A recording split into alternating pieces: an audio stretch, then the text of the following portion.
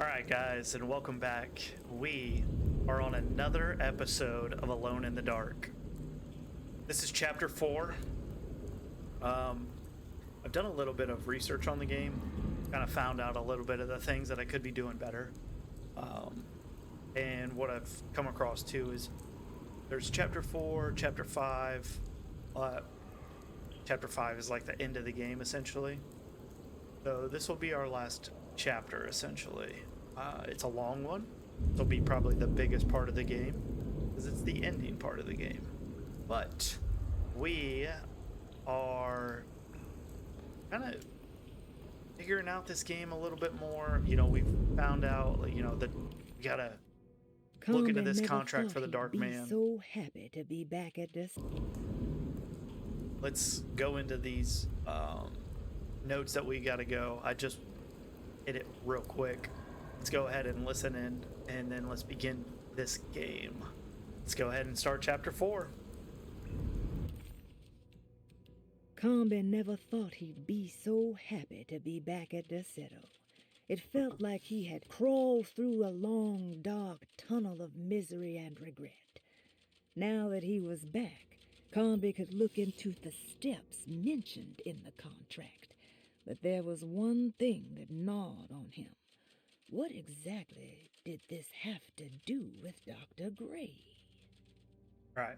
So now we have to figure out about Dr. Gray. It says for chapter 4, we are breaking the Dark Man's contract. We need to break into Dr. Gray's office and find out what he knows. We are in the attic. Okay. We have a long way to go. More than likely.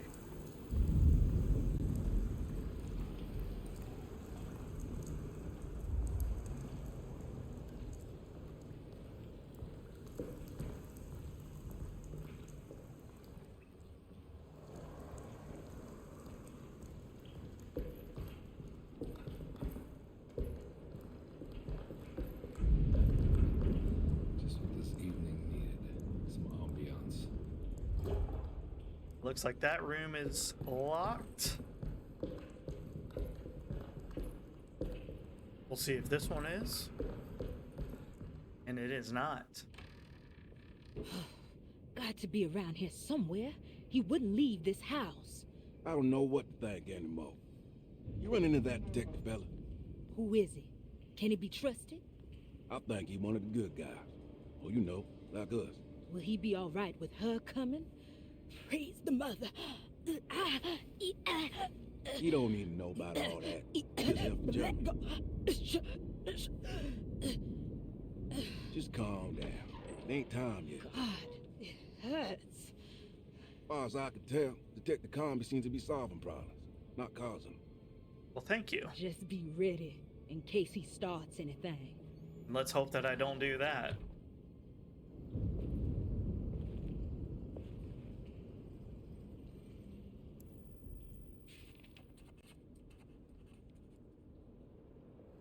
The two orderlies still hadn't found Jeremy. Carnby figured this was good news. Emily had reminded him about some strange deaths at Derceto, and Carnby wasn't sure who he could trust. Okay.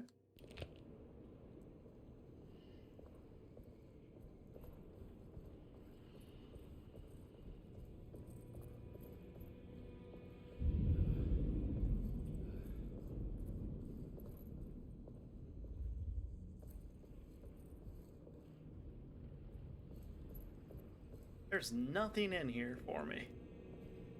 That just hurts.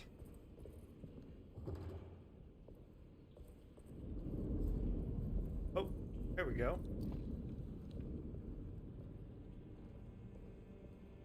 Just kidding.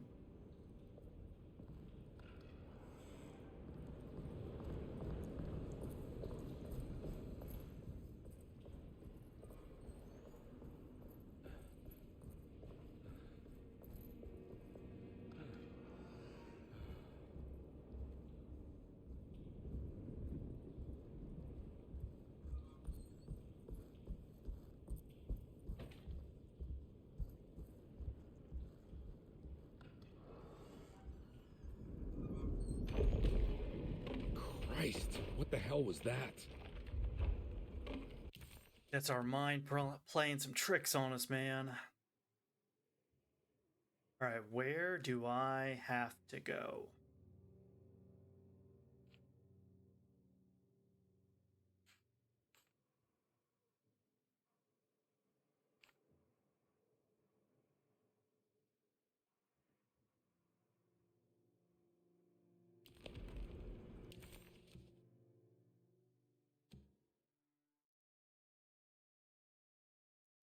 One is Dr. Oh.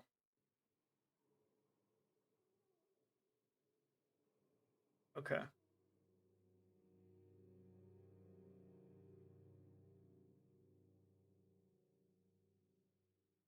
I'm assuming I need to go down to the doctor's office.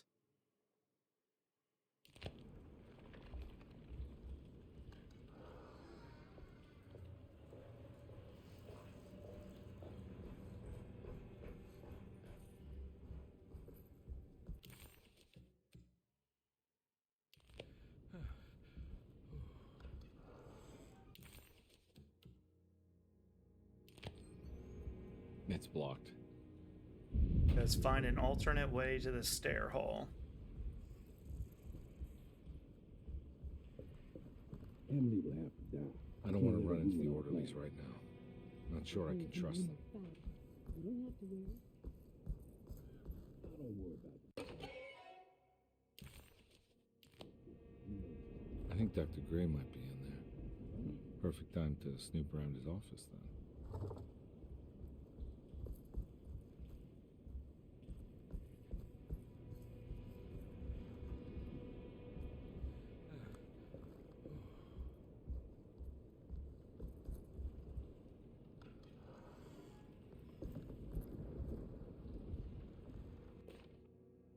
Lunacy and the Astarte Artist Colony, a monograph by Yael Klein.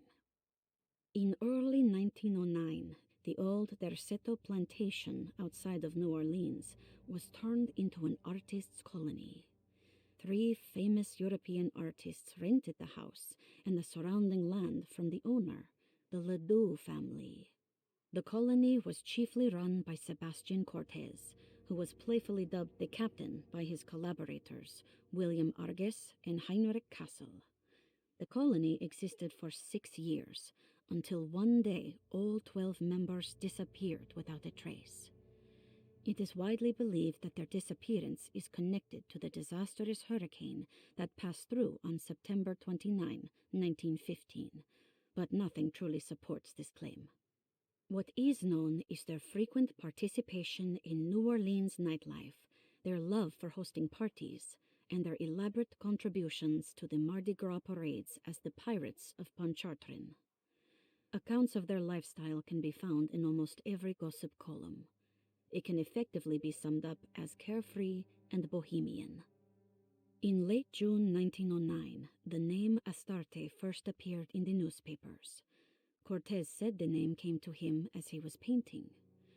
There is never any claim to knowing about the ancient Phoenician fertility goddess with the same name before this time.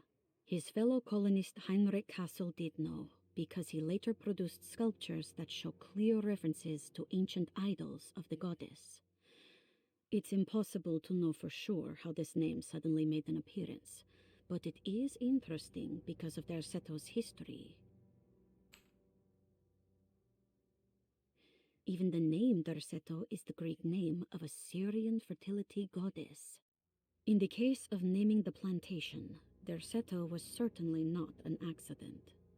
We know that Elijah Pickford intended to build a temple for his cult, for he had distributed pamphlets 2 years prior to the purchase of the land, advertising his intentions. His followers were estimated to be almost 100 men and women, mostly sailors, Maroons, and Cajuns, when the plantation was built. To outsiders, Derceto registered as an ordinary slave plantation, which enabled Pickford and his flock to remain hidden for decades. The official story is that the cult lasted until 1862, when the Union Army came and burned down the plantation and scattered all who lived there. Following the Civil War, new people started to congregate in the ruins of Derceto to invent a new fertility goddess, the Shub Niggurath. As much as Derceto is a particular name to have heard of, it's not entirely uncommon among the learned. Astarte is equally known and could have been subconsciously chosen by well-read artists. Shub Niggurath is, on the other hand, very uncommon. Almost impossible that anyone in Louisiana would have heard that name. The name is referenced only in rare books like Unausprechlichen Kulten and the Necronomicon, and is believed to be a bastardization of Arabic words meaning pertaining to the dark young. The few paragraphs printed on the goddess are so upsetting that no one in their right mind would want to build a religion resting on such qualities. The Shub Niggurath cult was hard to get rid of, but it is believed that despite the police jailing and killing several cultists over the years, the main culprit in the cult's demise is the cult itself, which seems to line up with every instance of cult activity on Derceto's grounds. When Captain J.W. Norton of the Union Army arrived, he described the people at Derceto as malnourished and maniacal. As much as the army tried to save them, they fought back with fervor, as if nothing was going to stop them from slowly destroying themselves. While the disappearance of the Astarte artist colony remains a mystery, the recurring motif seems to suggest that their fate involved lunacy and a hunger for self-sacrifice to that fertility goddess with 1,000 names. Okay, that was a hell of a clue.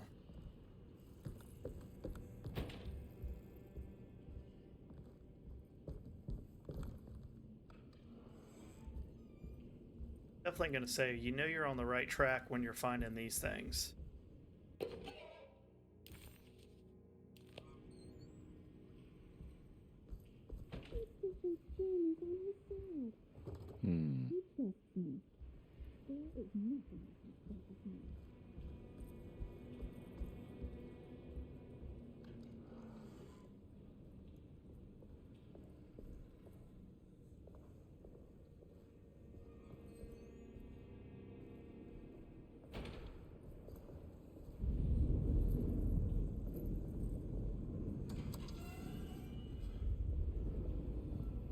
I doubt there's anything out here.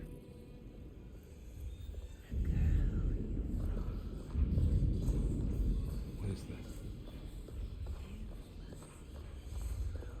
Huh.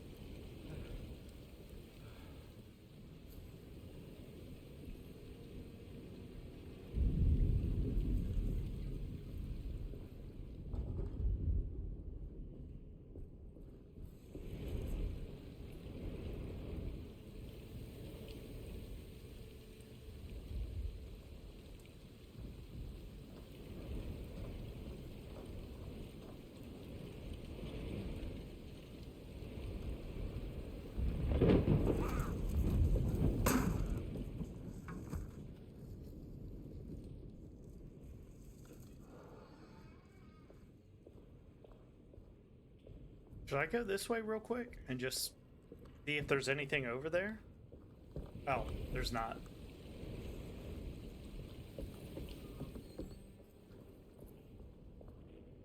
I need the key.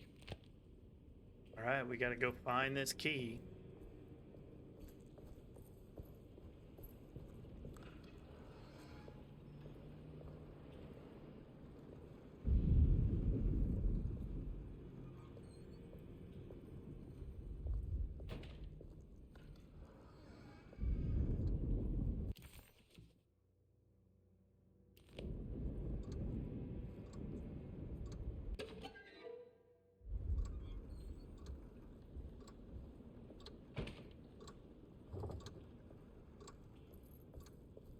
We're not going that way.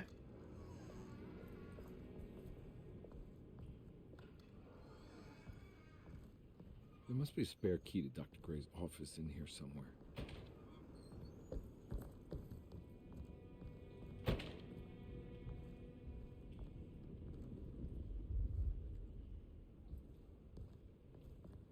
I need the key.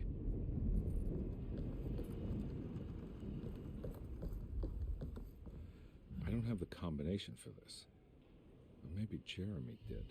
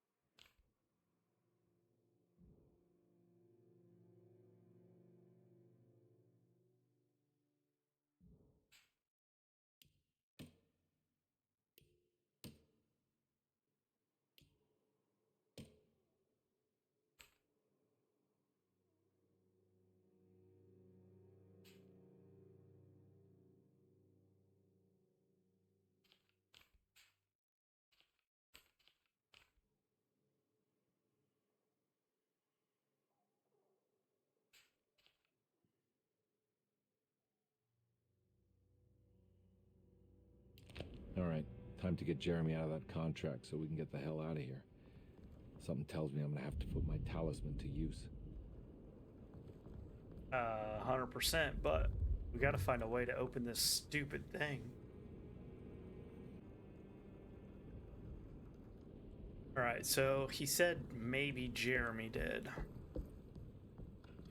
Only thing I could think of right now is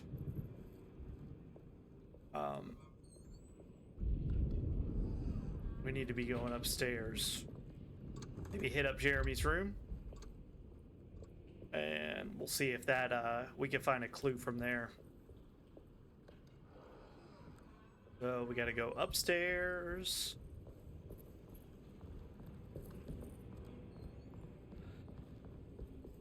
Ah, look at all that. Anything? Anything? Nothing.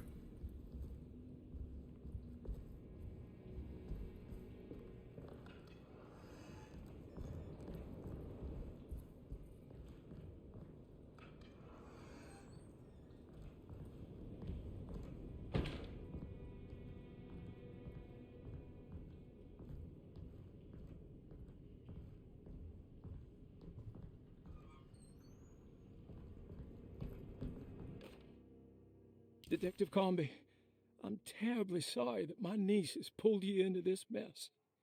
Please, with all my blessings, take her away from this cursed place.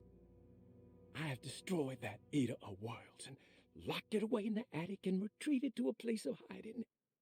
Tell Emily I'm safe. Tell her all the lies you can think of to make her listen. Take her back to New Orleans. Sincerely, Jeremy.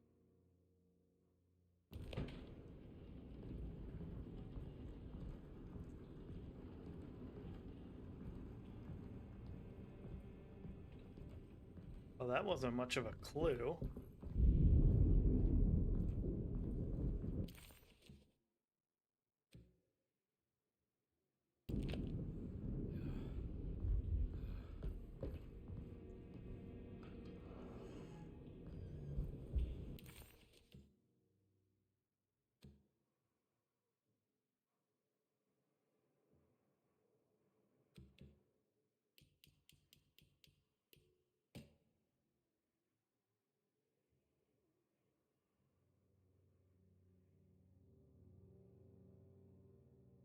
Do we gotta go up in the attic again?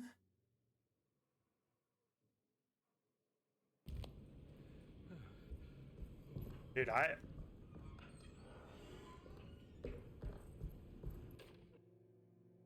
Brother, I need you to trust me.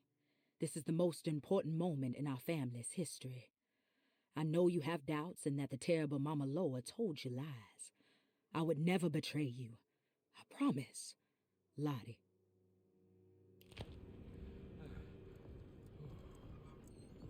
Alright, we're continuing to find clues in these. Maybe we just gotta keep doing it.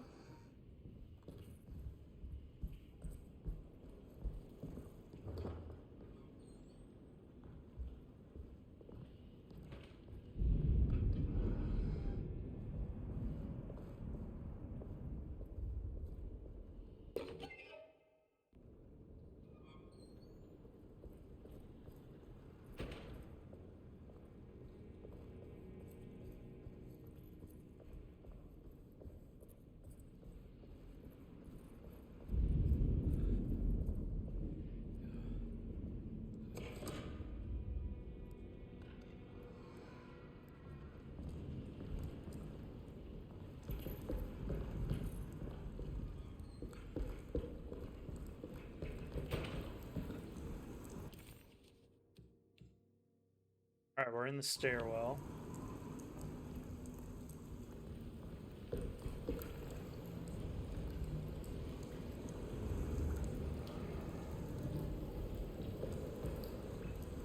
Looks like it won't let us go to the attic. Oh, no, this...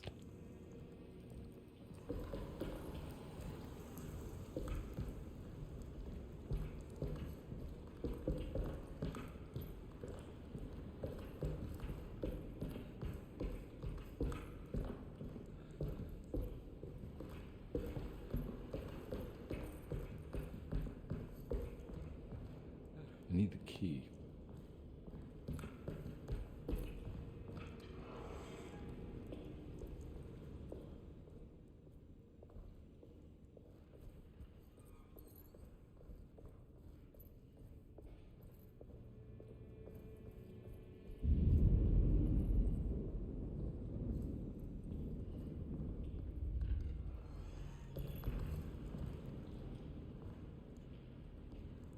Right,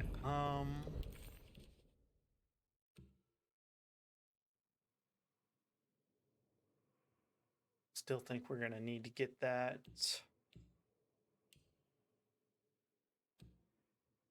Where do we go from here?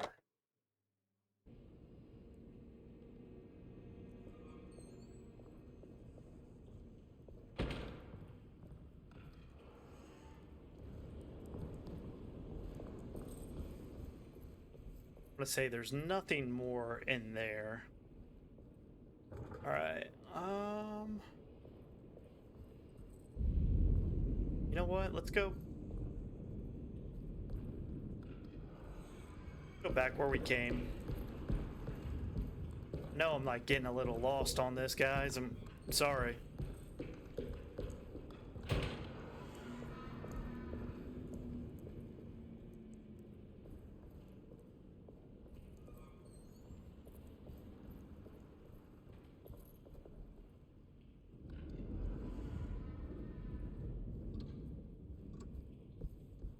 All right. That's locked. Maybe go this way.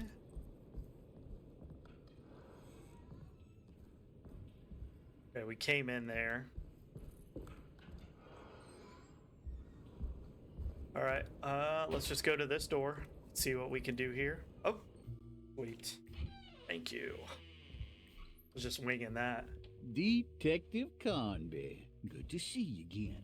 Solved your case yet? I'm trying. Hey, Grace, you okay? Oh, she is just peachy, Detective. Are you looking forward to the Feast of St. John, Grace? I can't wait. Kids, ain't they great? What exactly are you planning for tonight? Oh, not much. We eat, we drink, we pay tribute to the wishing tree in the conservatory, The usual. Then why all the excitement? There is just something about tonight. Something's different. I think we all feel it.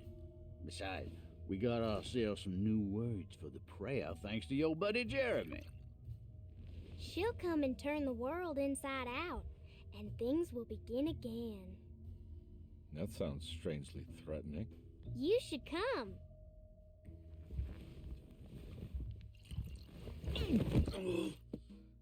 God damn it, Grace. Stay put for once. A little drunk, I guess. All right. Oop. First floor hall key. I'll take that. I better hold on to these. Wouldn't want them to get lost. Needed that, that's for sure. We still don't have that piece. There's something missing.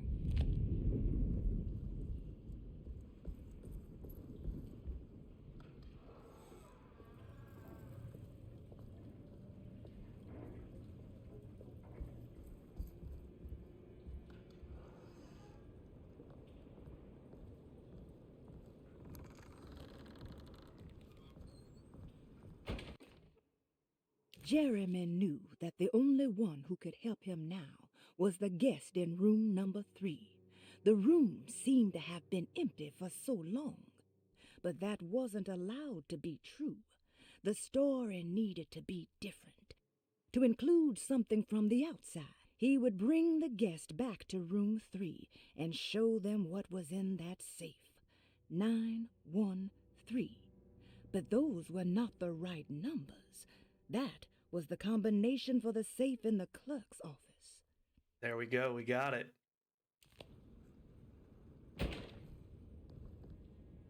Got a movie script.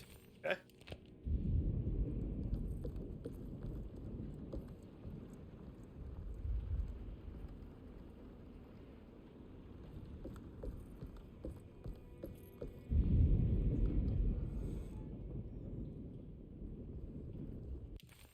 McCarthy was a deadbeat. His mere presence annoyed Carnby. It was like watching the worst version of himself mock him by simply being worthless. While Carnby enjoyed watching the child outplay the drunkard, there was something terrifyingly familiar about Grace. It was taunting him, like he was supposed to remember, but couldn't. Okay. I don't know if that's a good thing. All right, we can go here first, right? Check out Grace's room.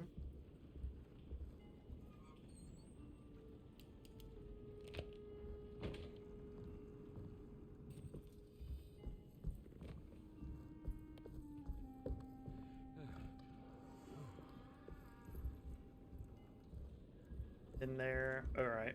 Let's go ahead and leave this. What room are we supposed to go through again? Room number 3.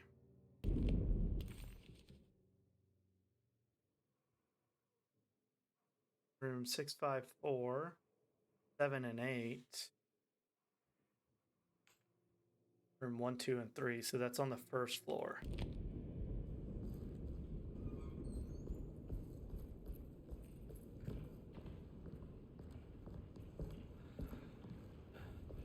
But I go in here first.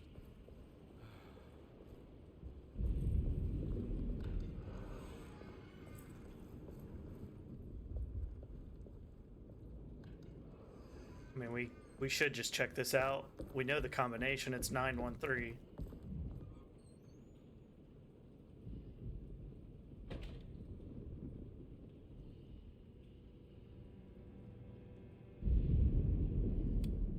Nine. 1.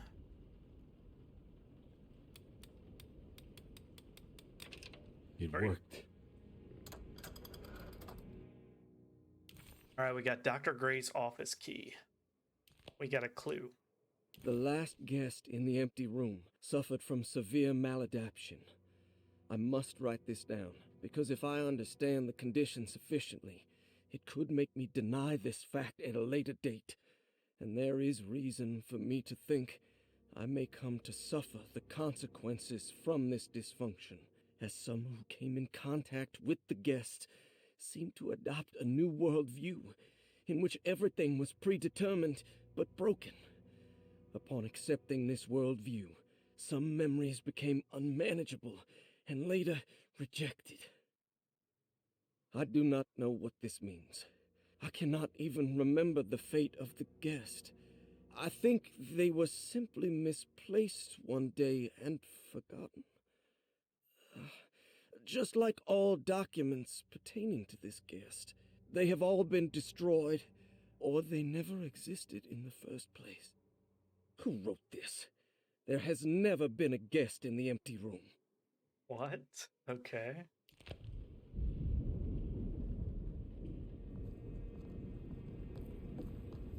All right.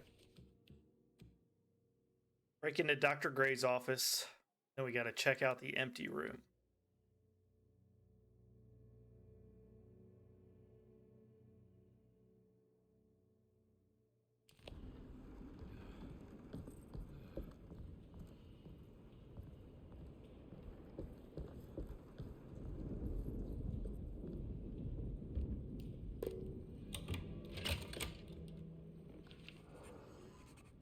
Dr. Gray's office, all to myself. Let's see if we can figure this guy out. We got a key. Stairwell key. Sweet. Dearest Dr. Manzetti, I find myself in a losing battle with my patient. As I've disclosed in my previous letter, his delusions have him completely captured. It's bad enough that he is torturing himself with paranoia, but his madness turns out to be quite persuasive to others, effectively laying the ground for mass delusion. I am writing to you in hope that you can give me some guidance. Beyond my ambition to avoid devastating surgery on my patient, I have grown worried about my own defenses. The words of my patient are deranged, yet they often resonate with something primitive within me. I have tried photographing his brain with X-rays. It was surprisingly difficult to get good results. Dark blotches on the plates kept obscuring all details. My patient looked at the bad plates and cried out in terror, telling me the dark areas was the shadow of the worm, eating him from inside. I could not see anything out of the ordinary. I hope this is a sign that my mind is not as receptive to the madness as I had feared. After further inquiry, my patient described the shadows inside his mind as some kind of chthonic monstrosity that wants to undermine his sanctuary. This is clearly a reference to a place he calls Teroea, a sort of library or convent that works as a psychological haven. With this imaginary haven threatened by this Chthonian, he has now constructed another, less pleasant hiding spot. Lately, he has been bringing up a metaphor of a steamboat that has run aground, that he feels like he needs to start the engines and reverse, but he is afraid that the hole in the hull would cause the whole ship to sink. I've been watching him turn this metaphor into reality for the last week. He knows it's made up, but he is doubling down, trying to make it a real memory. I feel certain that this is my chance to break through the barriers of his self-deceit. Cool. Okay. So it says, look for Jeremy's X-ray plates in the infirmary.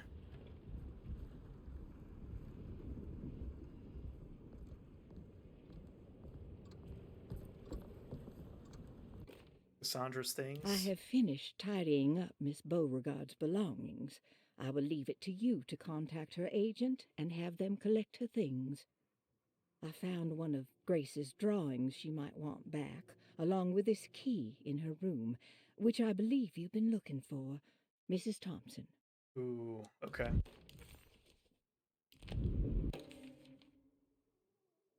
This is where McCarthy has hidden my favorite young. It's very important.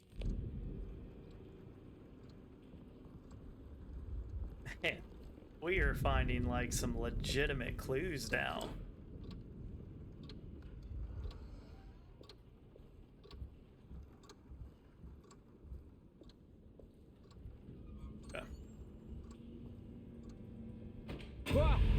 Damn it, dude.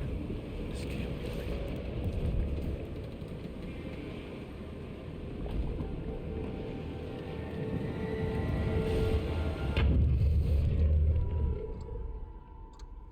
Bro, you're messing with me.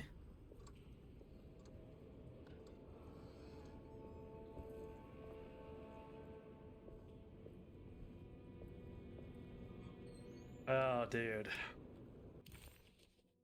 We've got we got this France key. Oh, dude, we got it.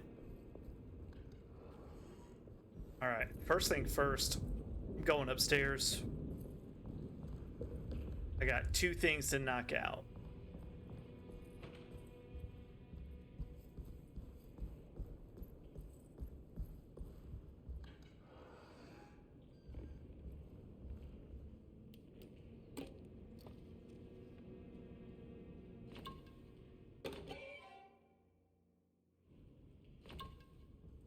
Got some health. I'll take that, right?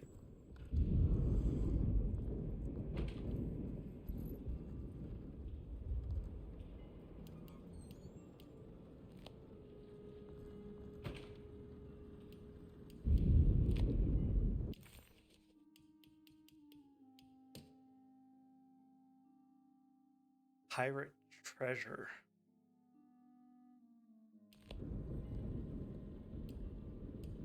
You don't... Whatever.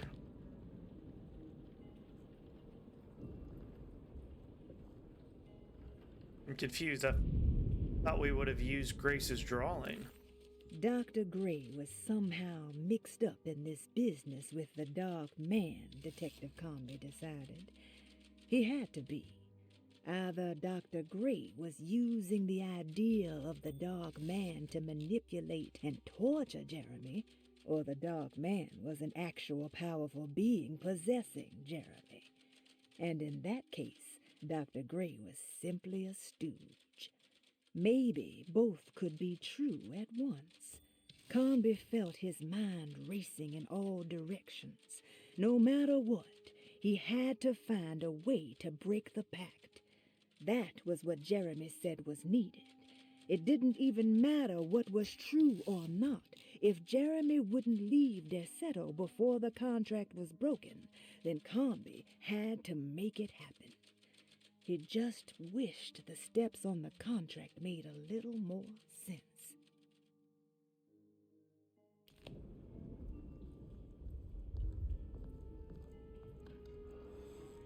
Okay, so we did one of them. We don't have Grace's drawing just yet, but maybe that is in this empty room.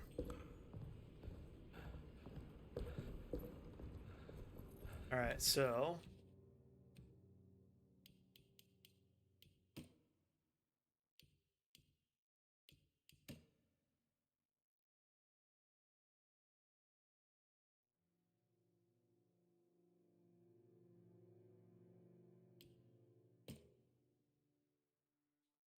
I have no idea about that one just yet. We gotta get to room 3.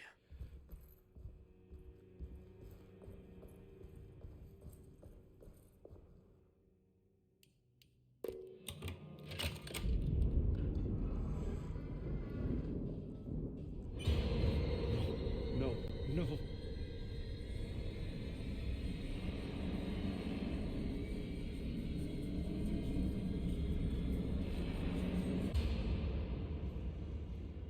Dude, this is wild. Surprisingly neat. Maybe I've been selling that old barfly short.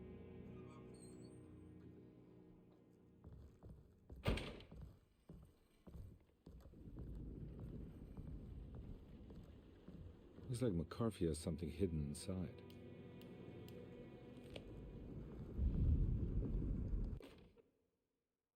Sometimes I think this place makes me worse.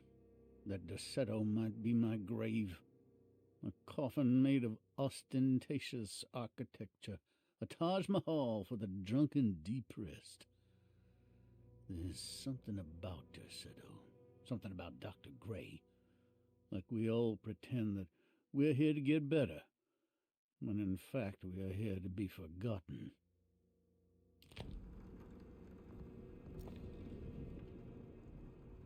Nothing. Okay. I need to, like, open that up. And we're just gonna have to keep going through rooms.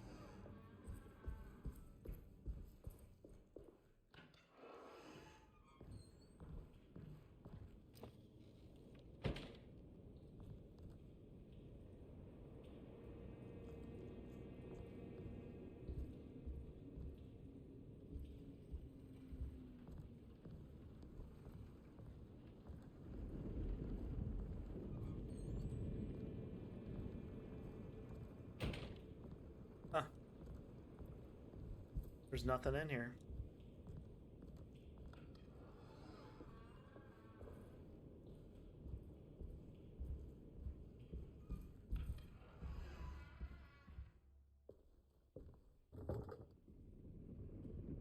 You're kidding me.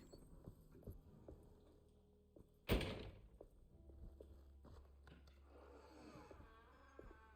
can't take this much more. This has to end. Right?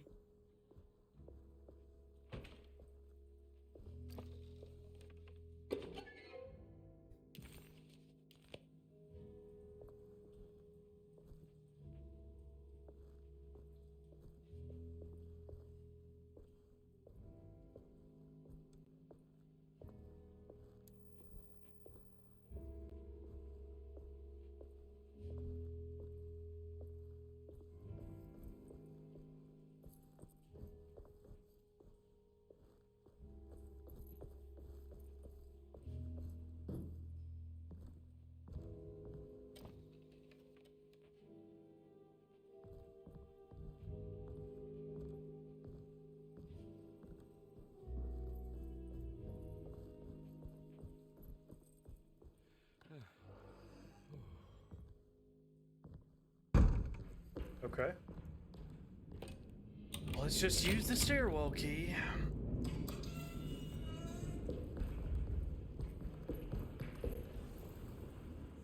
This doesn't look good. Never does, dude.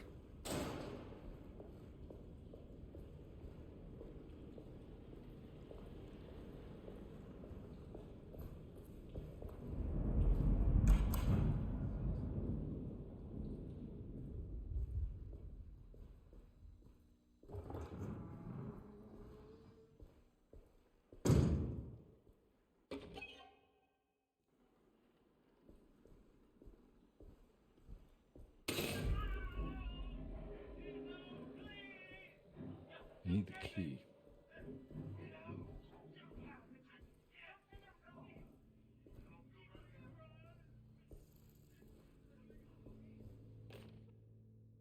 Radiography. Patient Jeremy Hartwood.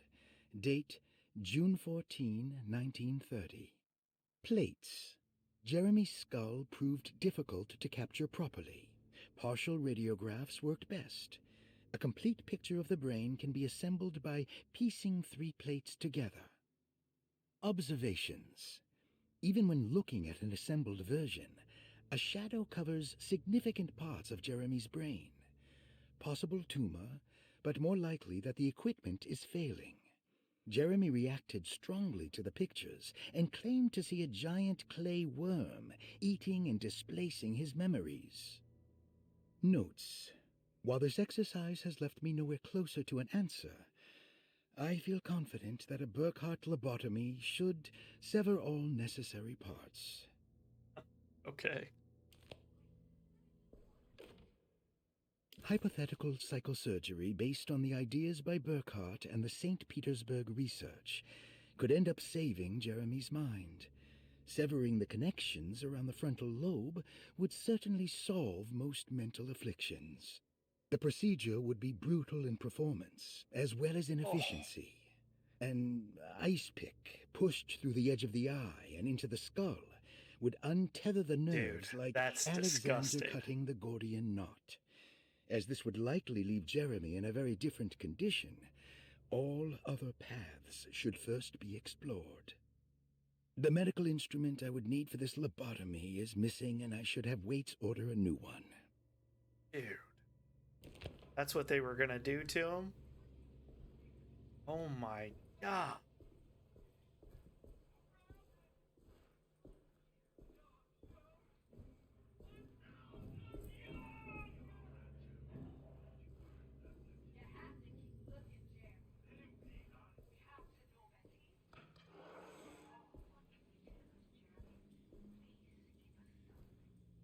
All right, we got photograph number 1.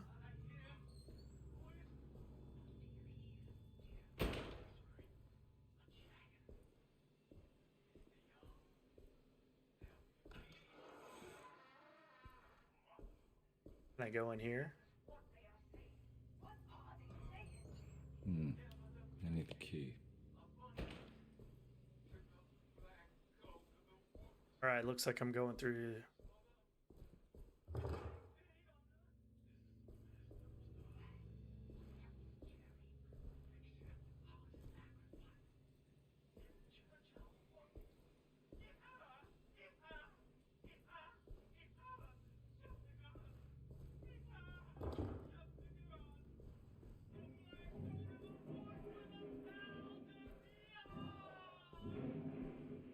I think I might be too far ahead I then. need the key.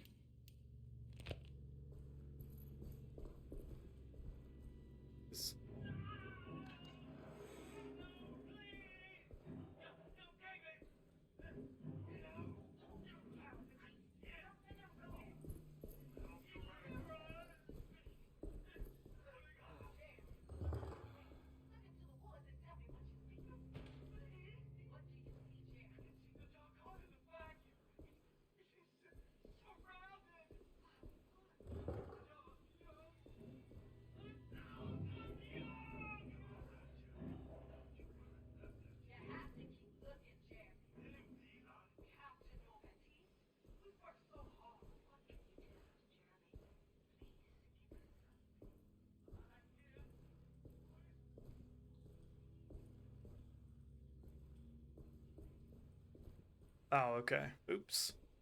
Here we go.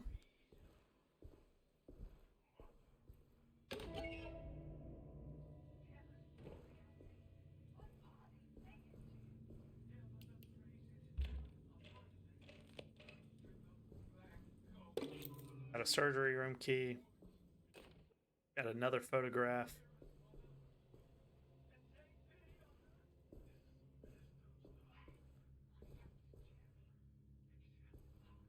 I was sitting there, I was like, I feel like I'm lost.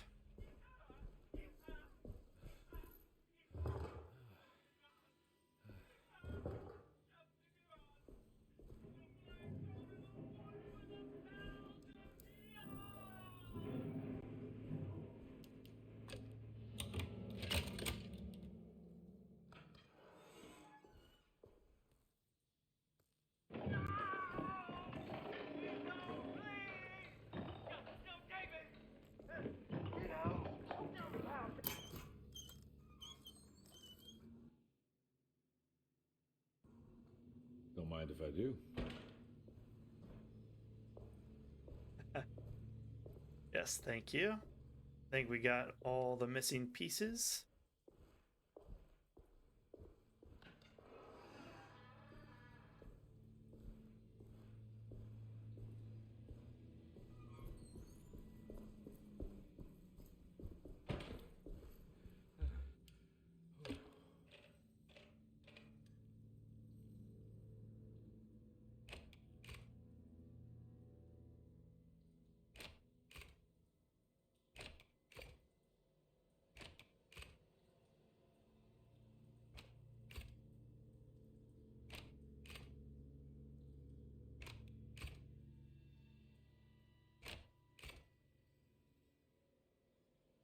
Well, hold on. Does that...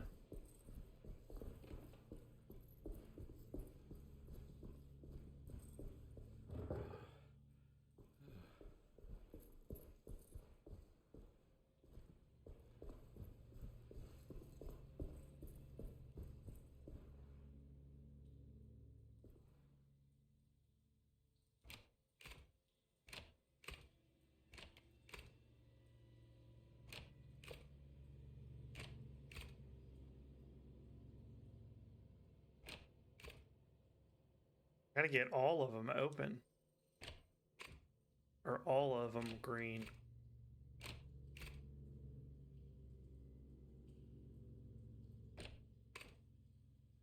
That's it, right?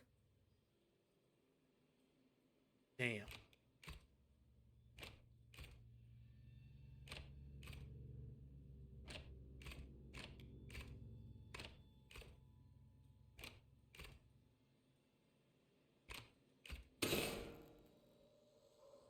That's better.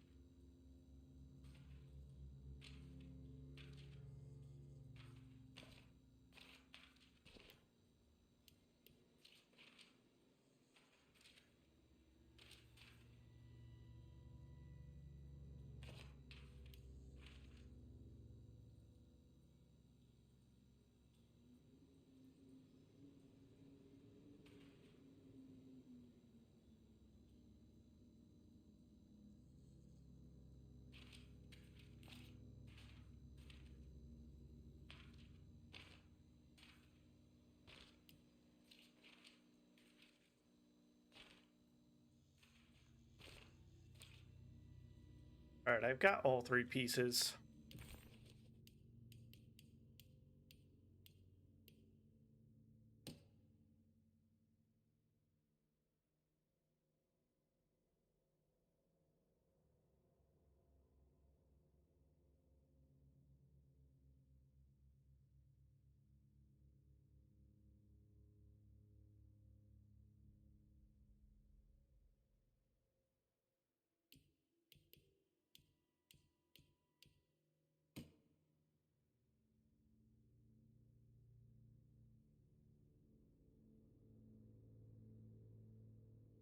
It says by piecing the 3 together.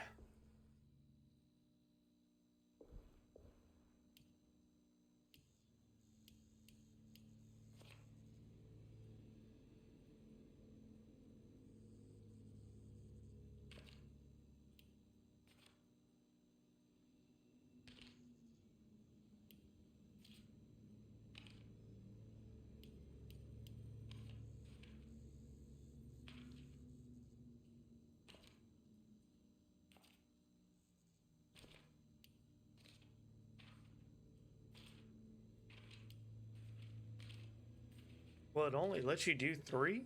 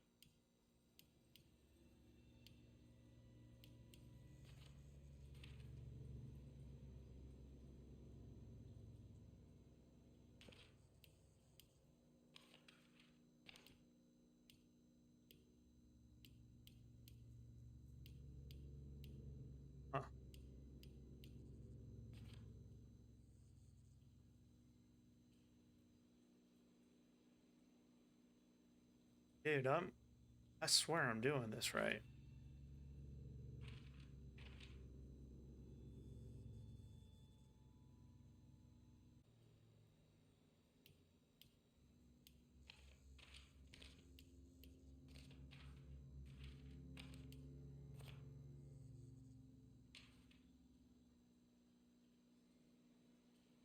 I know this goes at the bottom.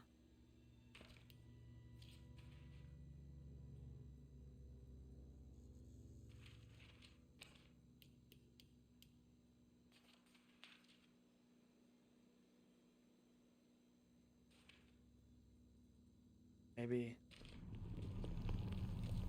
Dude, come on now. That was stupid. Alright, Jeremy's darkness. We got that. A broken piece of burned clay. So I suggest it's being a part of a statue. Right? Was that it?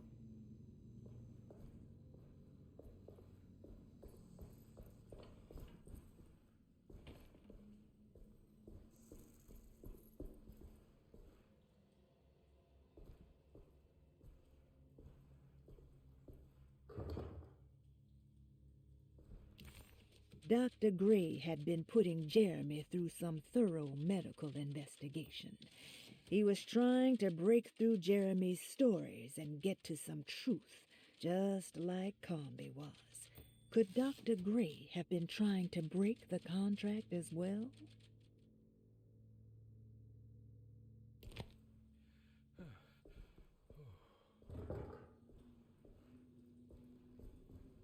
No key, no key.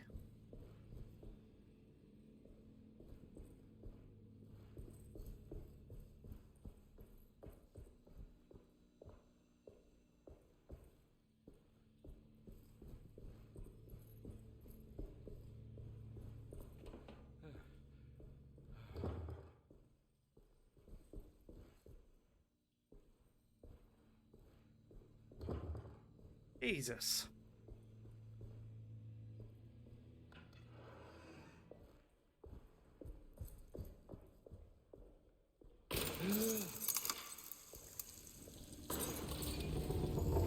Why does this keep happening? What am I supposed to do?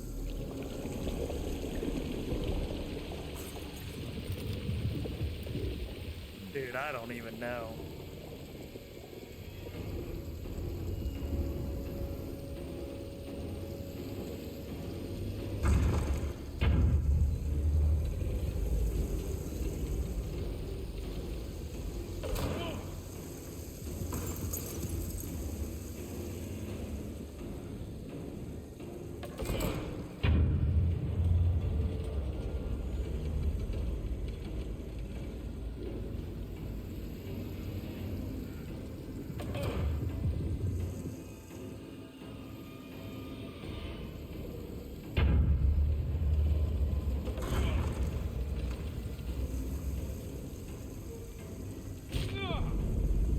What? Come on, man.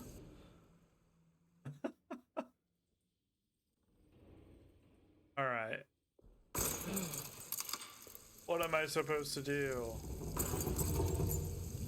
Why does this keep happening? What am I supposed to do?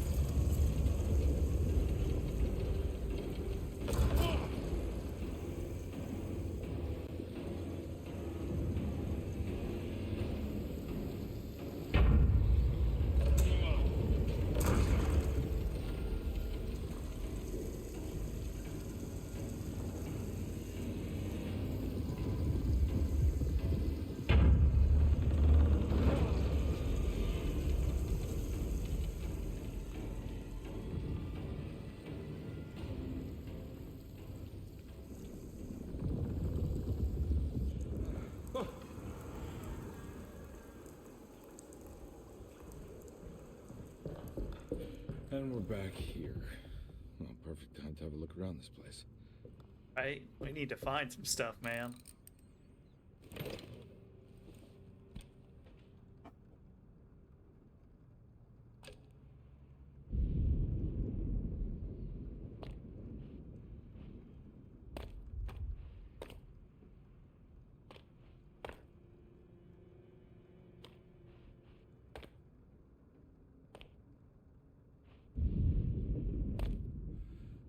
All right, we'll get there. Just give me a second.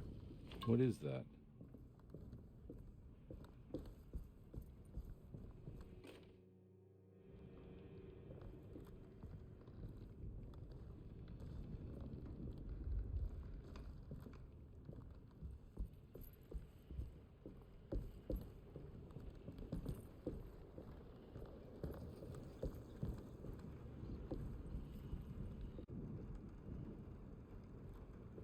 Okay, let's go do this.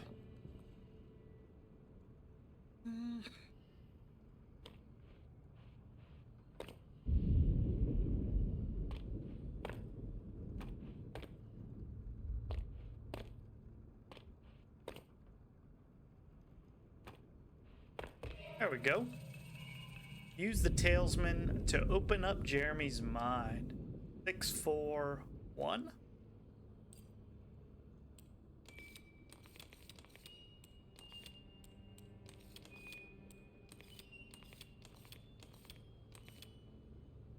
Perfect. That was not too bad, actually. Ooh, we got a rope. Okay. Did he hang himself?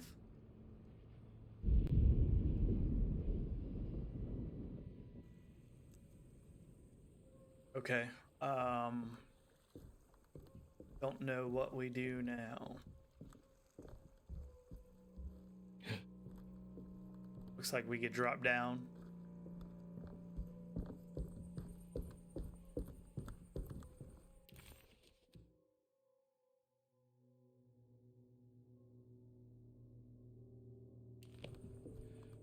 Oh, there it is.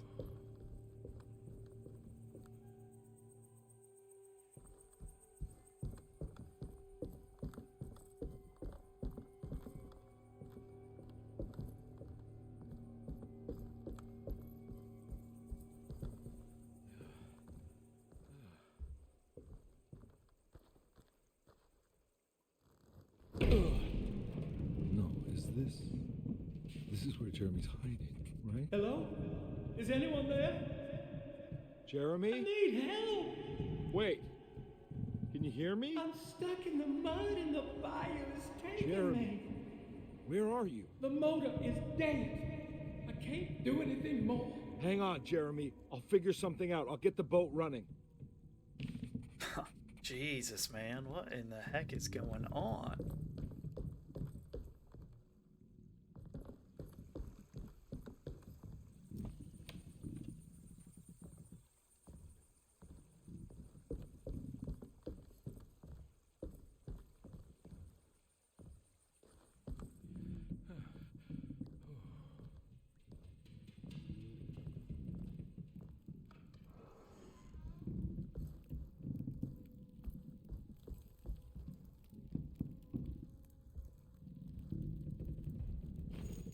Alright, we got our machine gun cartridge. Dude, we need some health.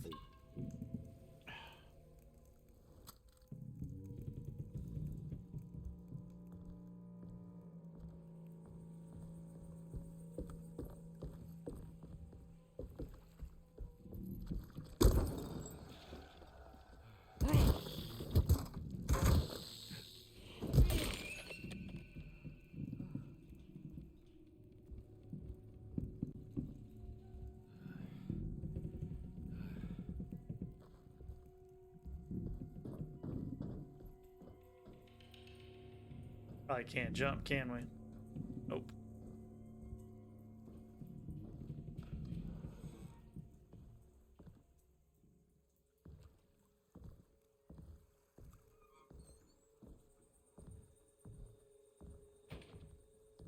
The boat's wedged itself right into the bayou. If I get the motor started, I could try reversing back into the river.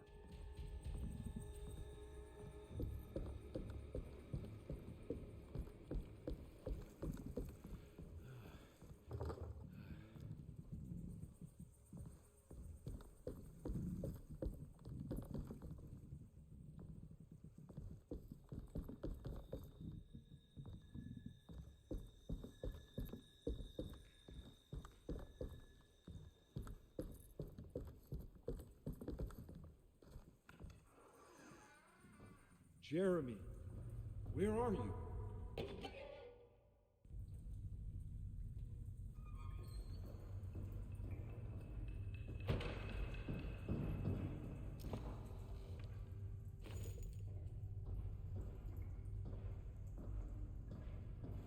Well, I don't think we could do anything here.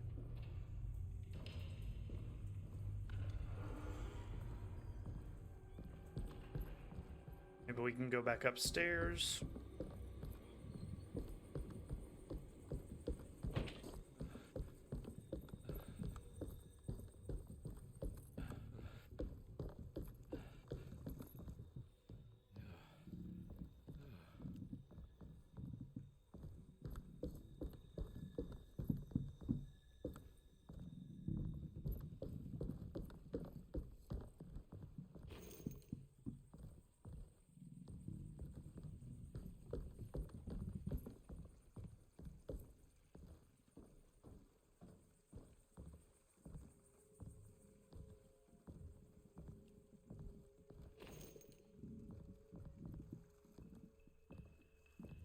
Like we could jump. We got all of those, but can't use them?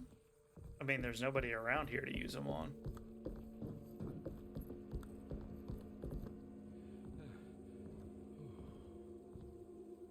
Okay, there's another one.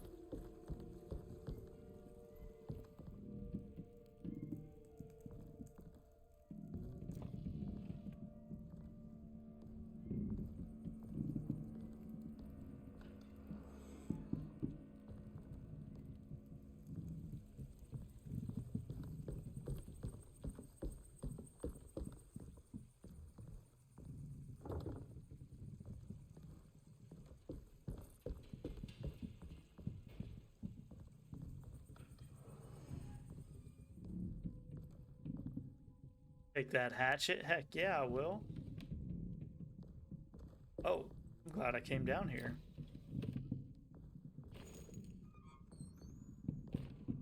Sledgehammer is my favorite.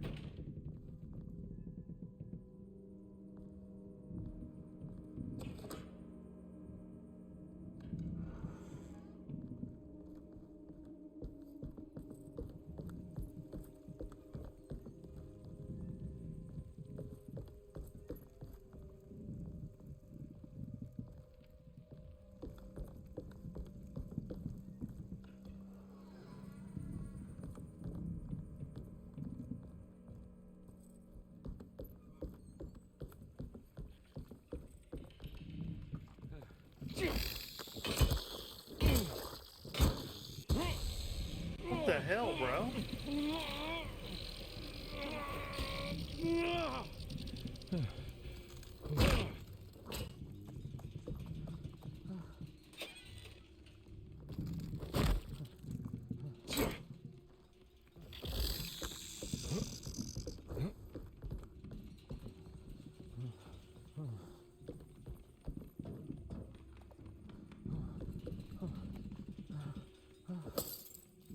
You suck.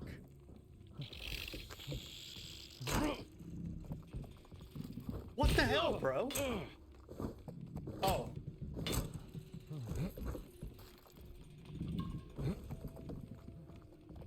Stupid thing is like sitting up on the top.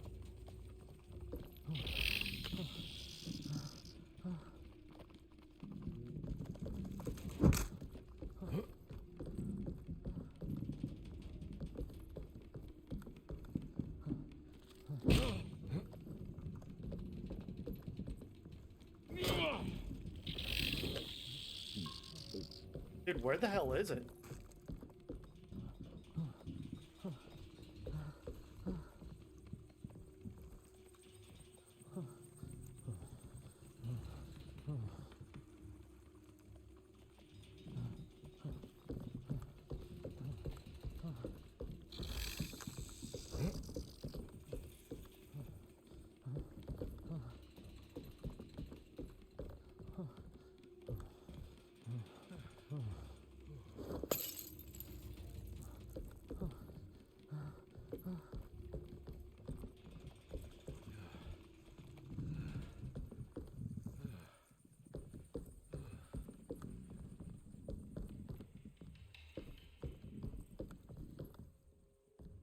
don't know where the hell that thing was.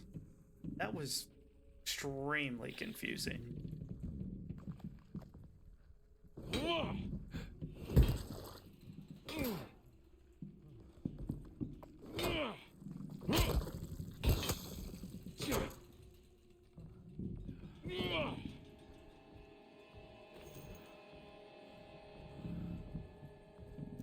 Dude, screw those things, man.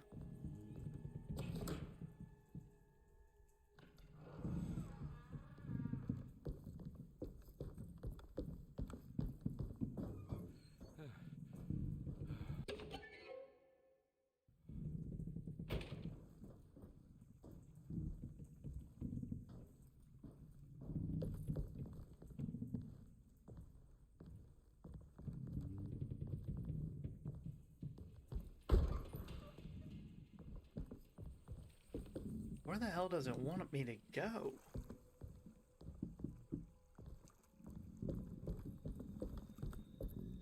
I'm all getting the boat unstuck. Ow.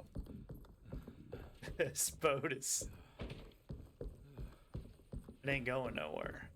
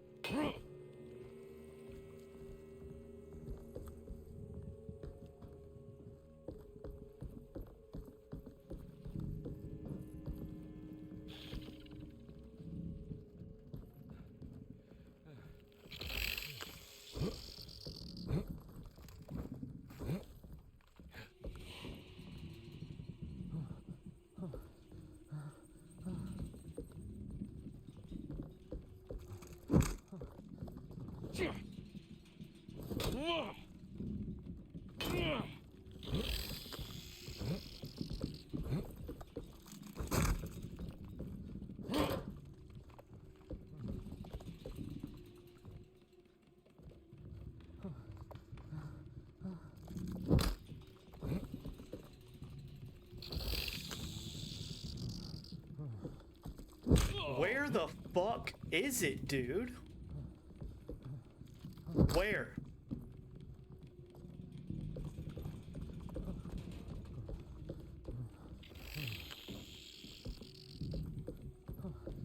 Dude, I have no idea where it's at.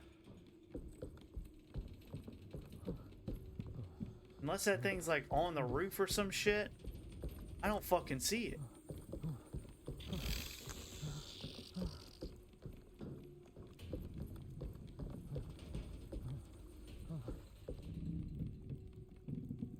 Point me to the right direction, dude.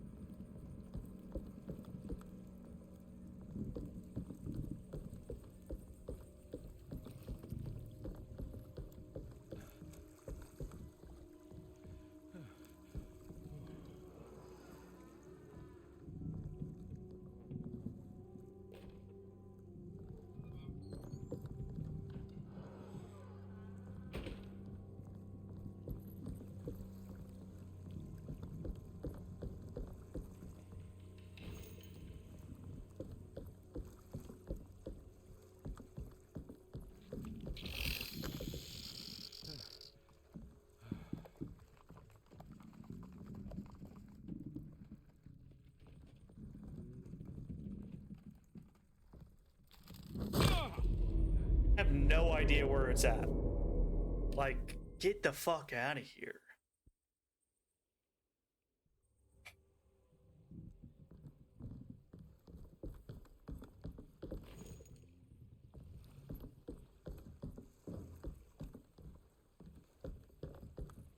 Find a way to the engine room below deck. All right.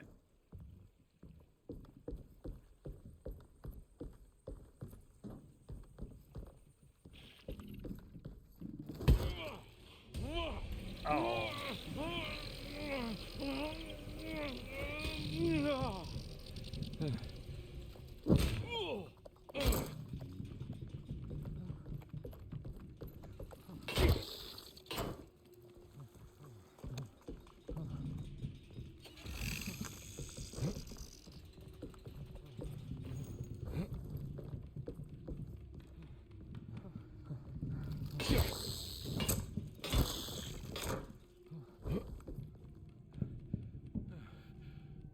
Thank you. Who would have thought, man? Just a little restart in the damn game gets you back to normal. Stupid thing.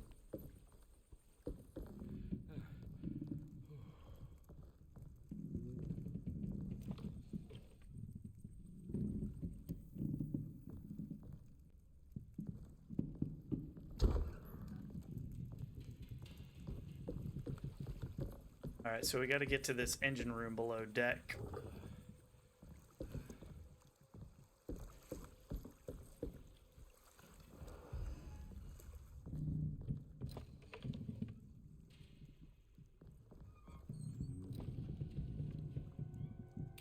Got some shotgun shells.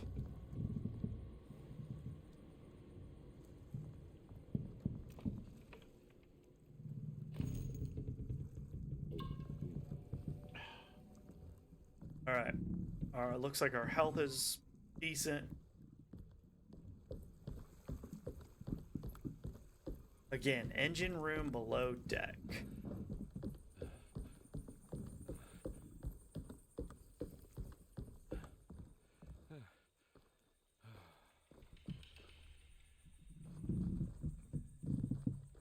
Ah, okay. There we go.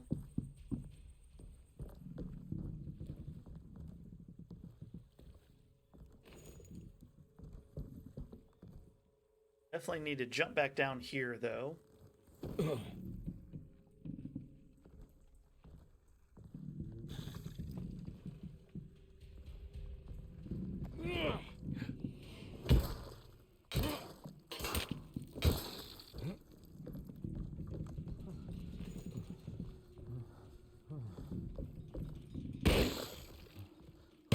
Stupid ass things. Come on now. Alright, now I know how to get to the engine room below the deck. So let's go ahead and go back up. Come on, detective, you can run.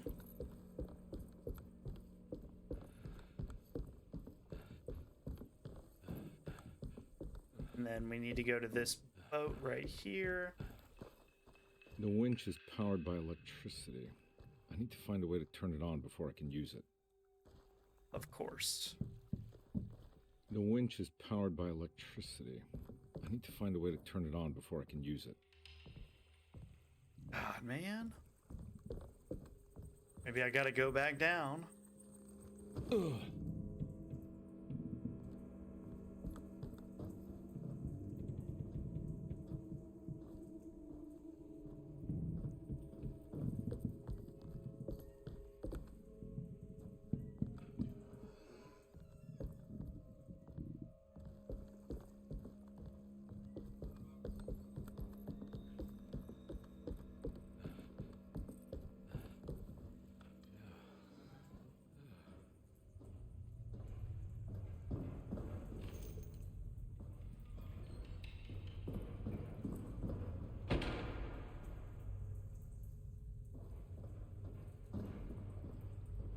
How do I get over there?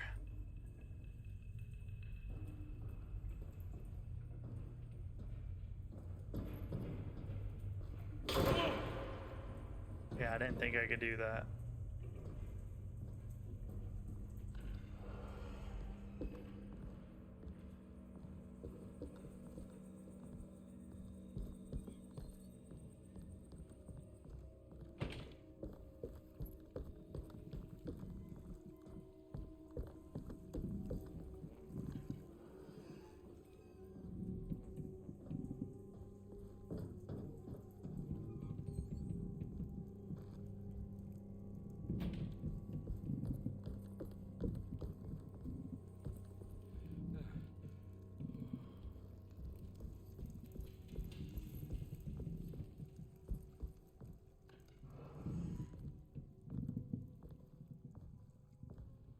Come on, buddy.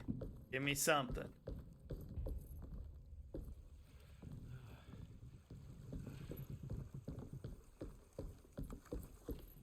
Anything.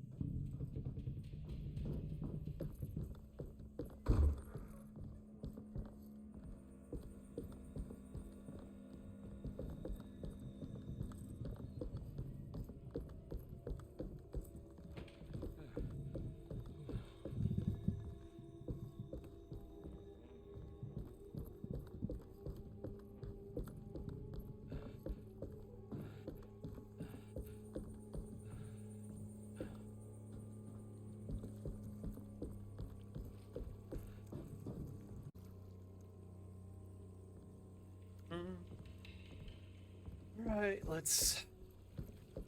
There's gotta be a way. I know there is, man.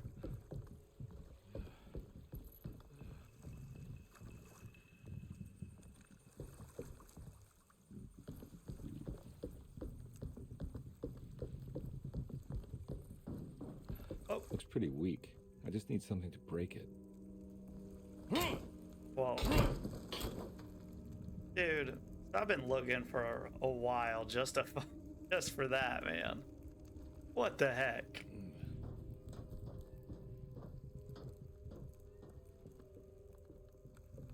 Always something little. That attention to detail, too.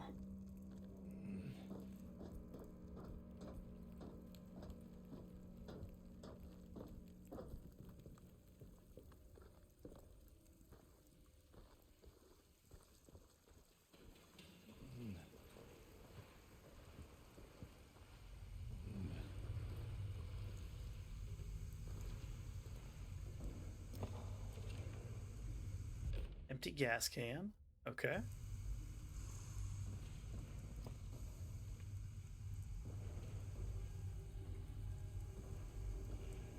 This definitely needs fuel.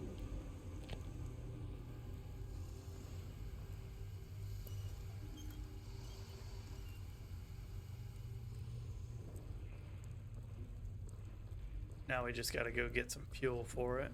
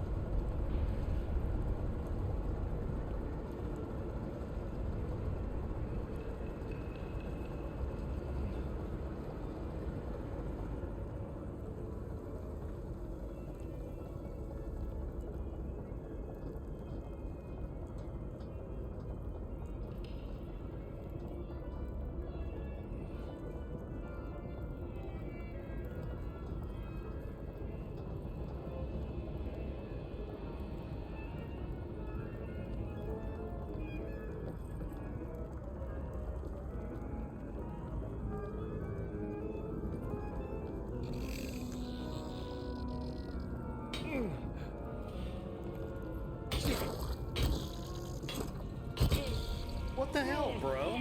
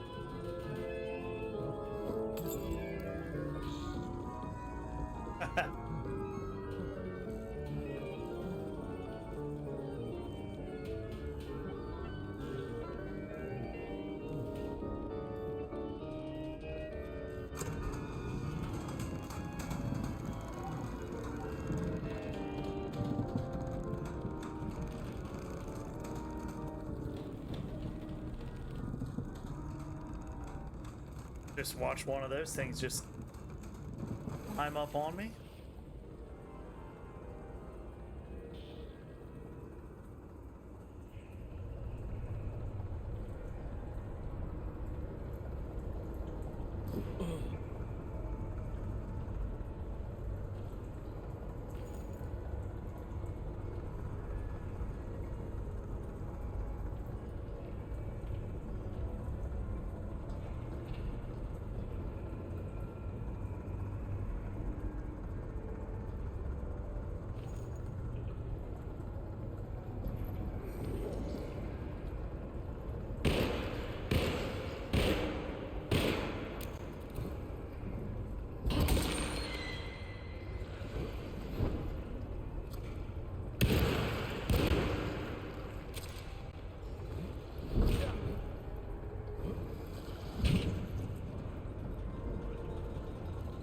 Come on, bro.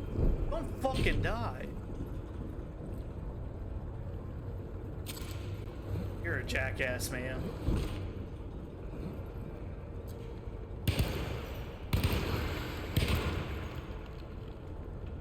Dude.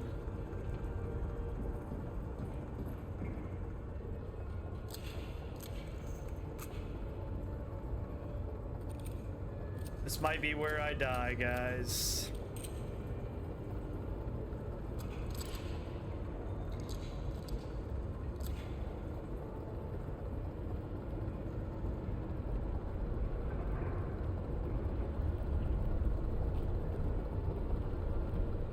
Okay. Maybe not. Whoa, whoa.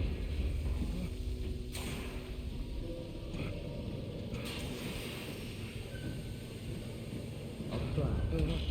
Are you ready to tell me what happened in the attic?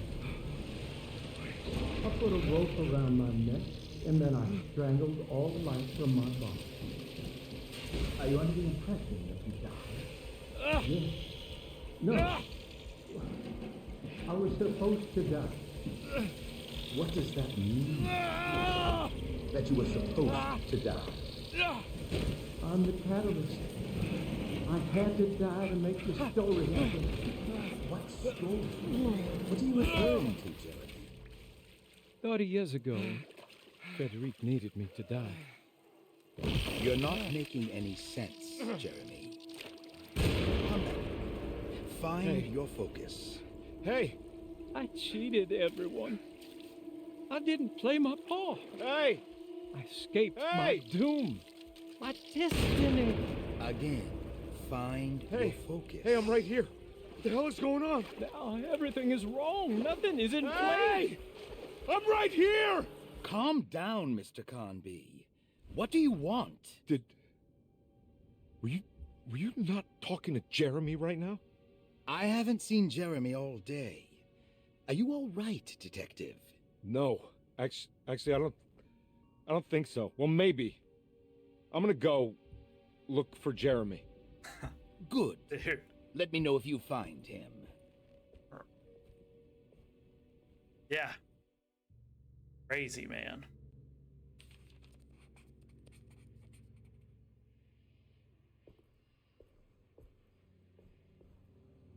Jeremy was calling out for help, but Carnby couldn't figure out where the voice was coming from. For a moment, Carnby wondered if the boat itself was Jeremy, or if he was below it somehow. It didn't matter right now. Jeremy was clear on one thing. He wanted Carnby to get the steamboat running and out of the mud. Okay.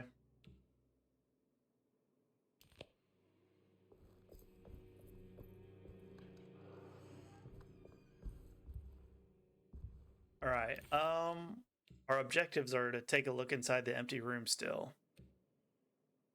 That's room number 3.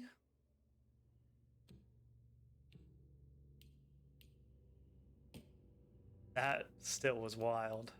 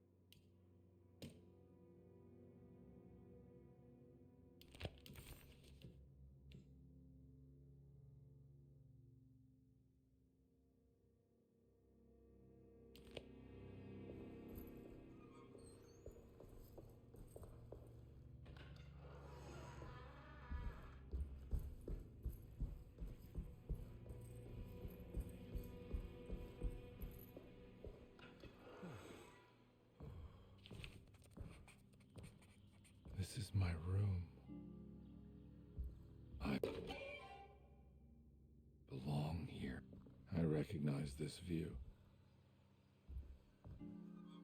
Okay.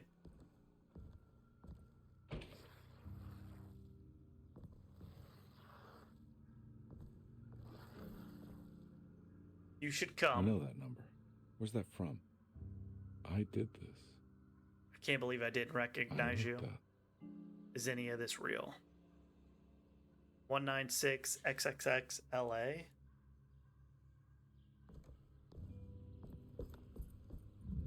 I know the combination. I carry it with me. What the hell is it, bro?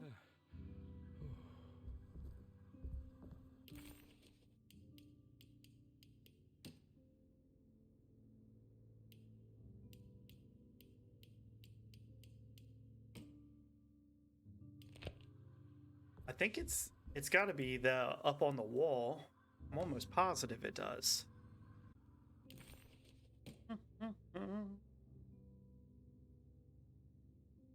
All right,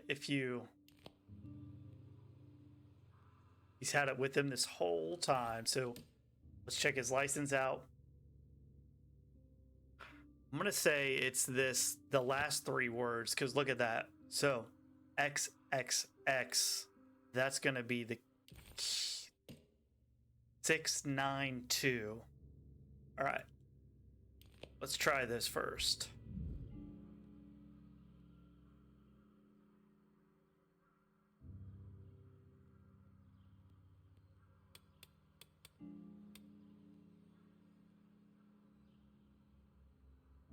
It. 6, 9, 2.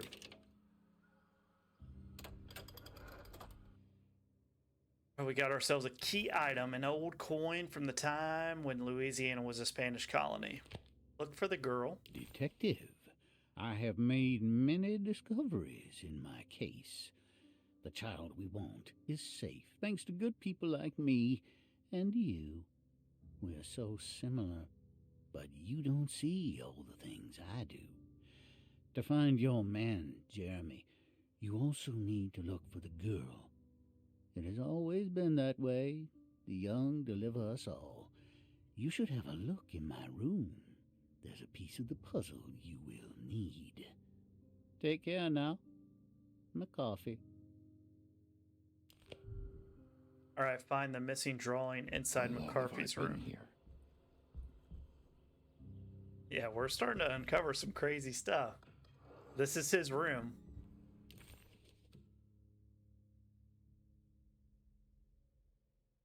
Okay. I think it's in 1.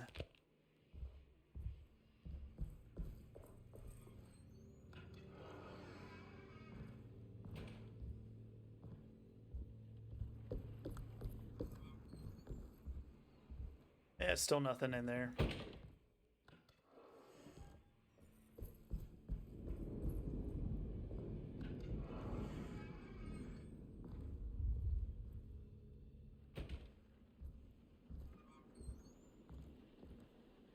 Looks like McCarthy has something hidden inside. Oh, nice. Okay.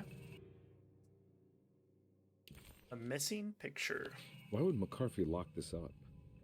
Was he trying to keep Grace from completing the shape? If so, couldn't she have just made another drawing?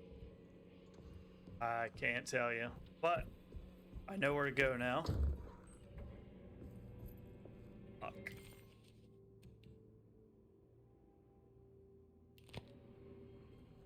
What the hell happened in here? Bro.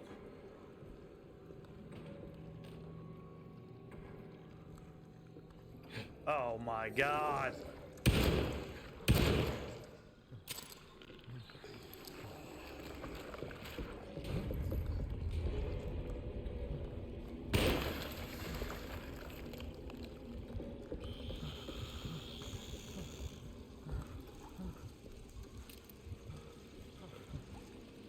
Guys, I don't have the help to do this.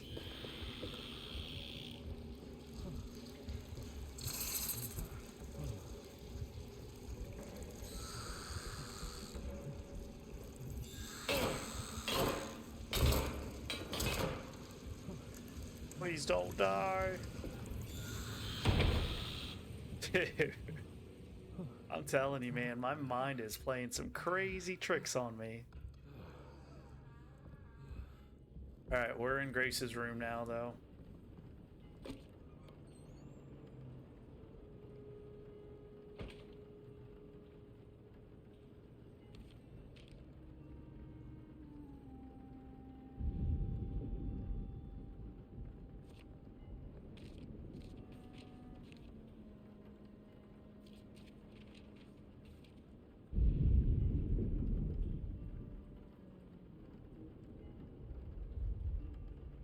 We gotta, like, match all this stuff now.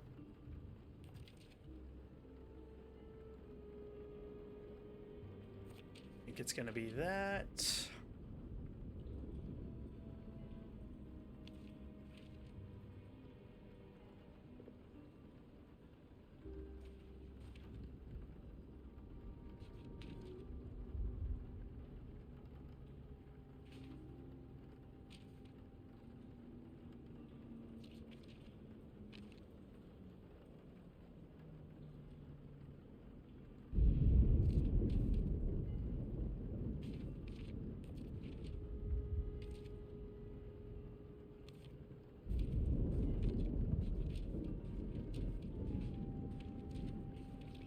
That's right.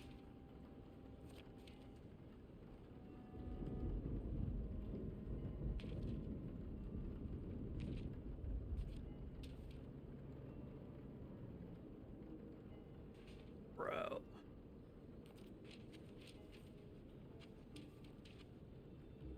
Okay, that's good.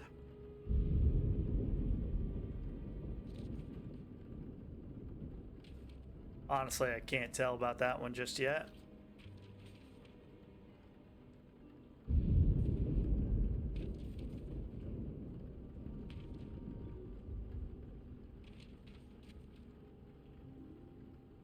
Um...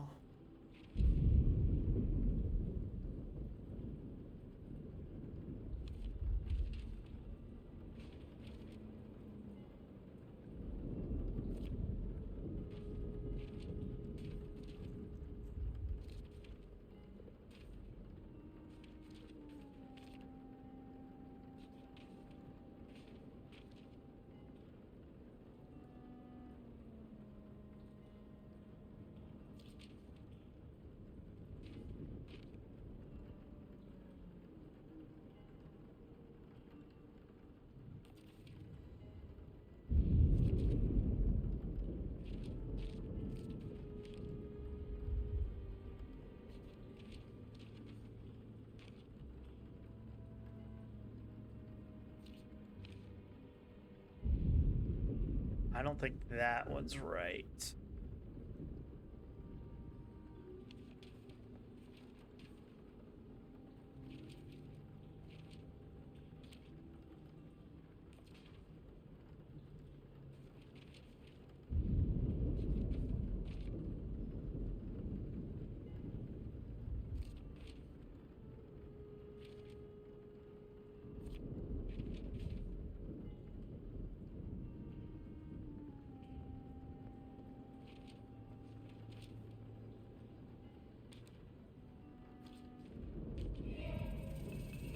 Perfect. Okay. Huh? What?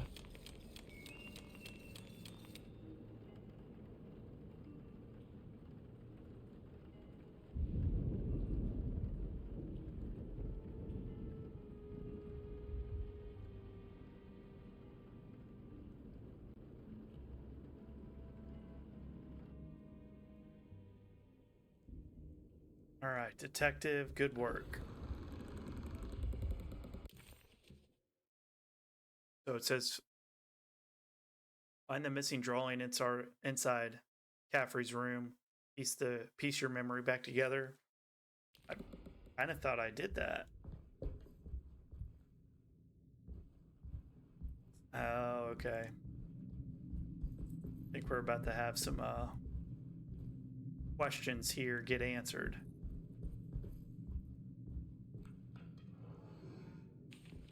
This looks familiar. How am I back at the office? Jeremy's never been here. Got ourselves a key, a writing desk key. That's me, isn't it? How long had it been since I drowned myself in drinking? All right, we got a telegram.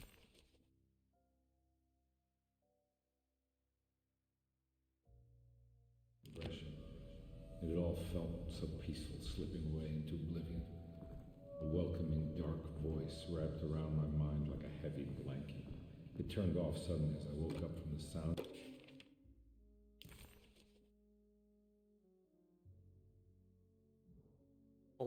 Philanthropist Eddie Sanders goes mad, kidnaps a child. My office door closing shut. A messenger had left a telegram from Mrs. Saunders. She had a lead on where to find her husband and her kidnapped daughter. Okay. I think I need to figure out where I'm going first. God, I used to drink so much back then. When was it? Oh, we got a photograph. Yes, exactly. What case was I working? Figure out which case I was working.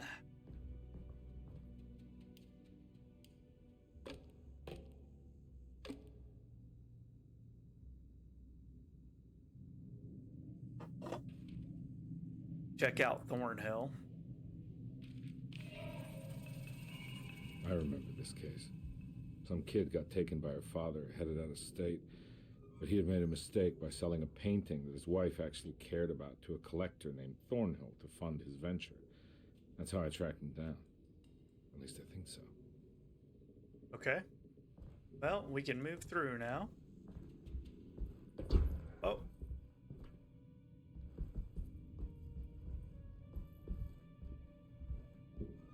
I don't know why why they would give me the option to go through here.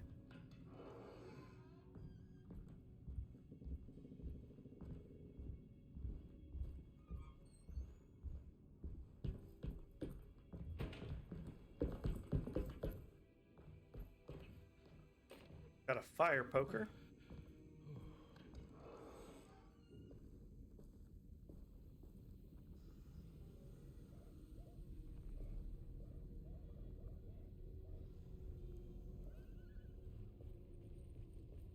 I can't go that way.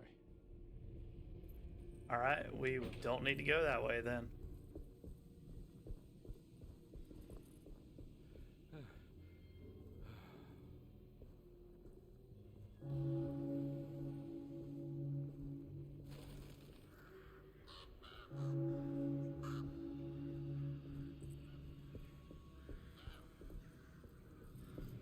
I can't go that way.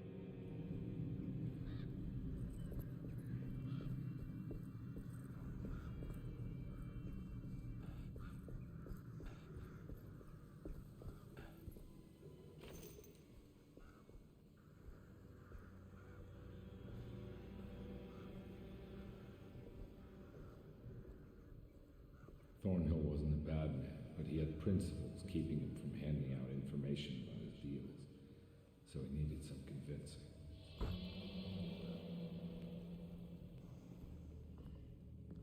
Well, every case can't be squeaky clean.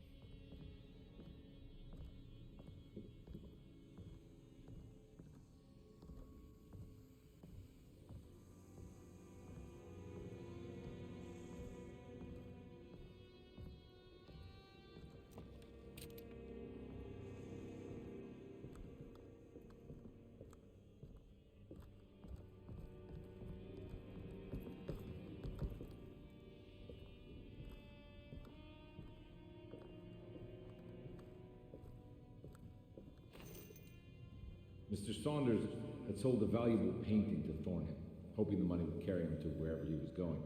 The painting, now leaning on an easel in Thornhill's bedroom, had a certain mesmerizing gloom that seemed to call out to me, telling me I was needed for something important. I felt myself falling into the painting, only being brought back by Thornhill, thrusting an address to a Hotel St. George into my hand and asking me to get the hell out.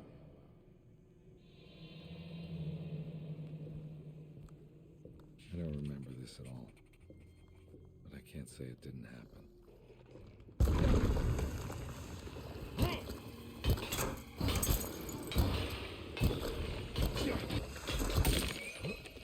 Dude, what the heck?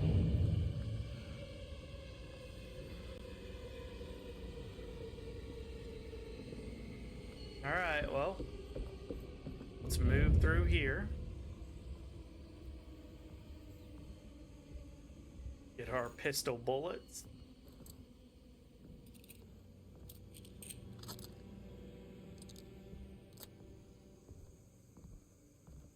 Got ourselves a health drink. You dumbass.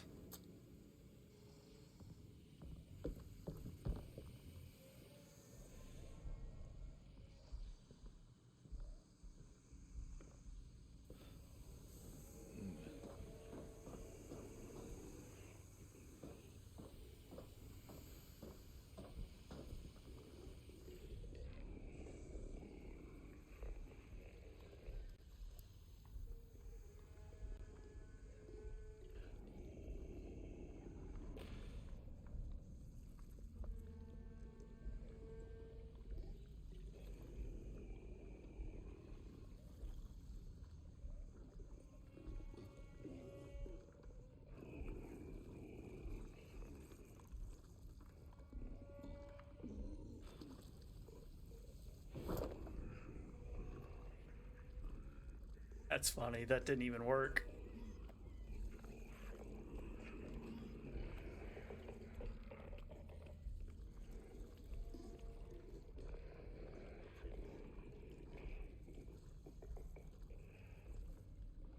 Bro,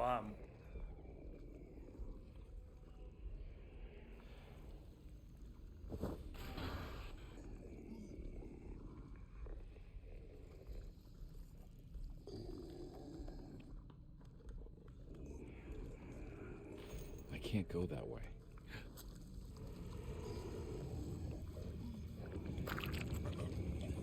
You suck, bro.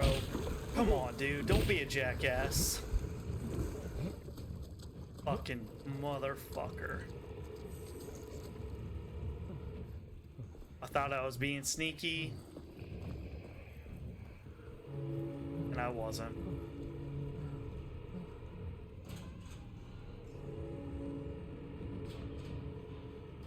Yeah, you guys ain't getting in here.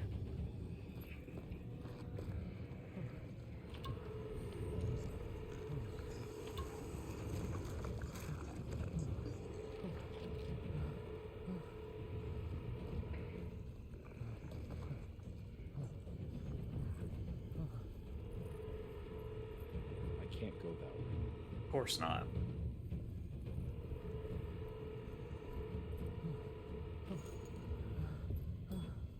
Oops.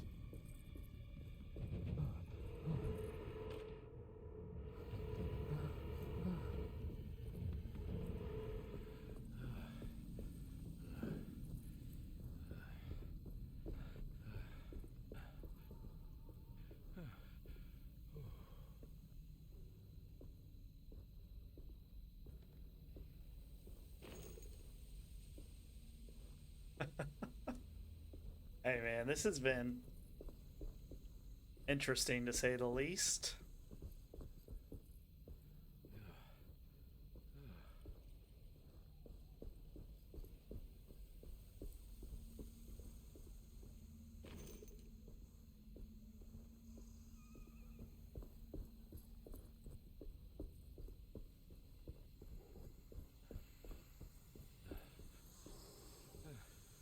On my way to the hotel, the Morgan gang caught up with me. I owed them money, a lot of it.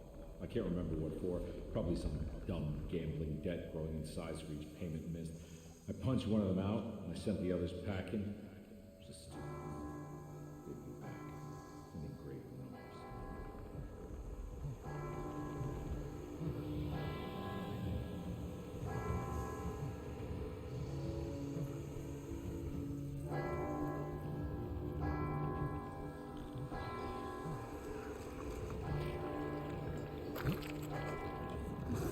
Where am I supposed to go?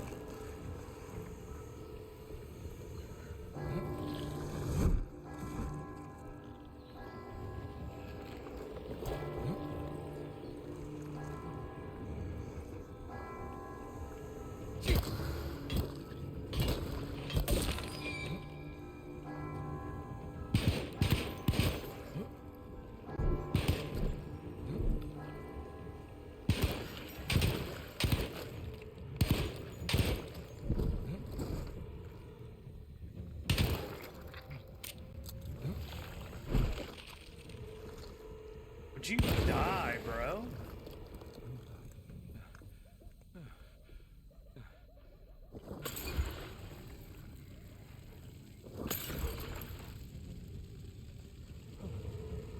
What? You're not gonna die from that? You're gonna die from that, though.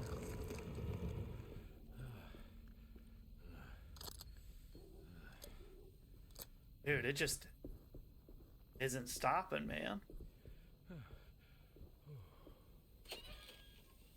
Yeah, give me some of that machine gun ammo. I need it.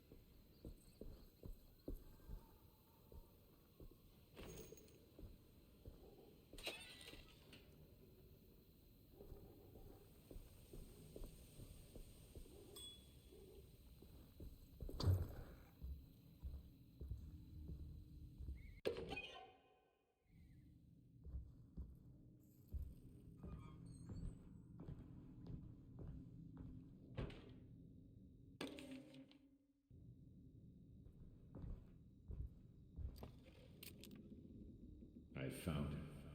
In the hotel ledger, I recognized the handwriting of the signature. Ted Stryker. It was him. I could feel it. It was the kidnapper I was hunting. I put on my knuckles and hurried up to his room.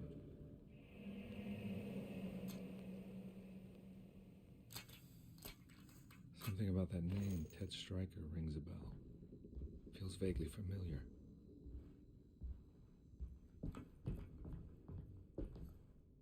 Well, it's got us going up to the room.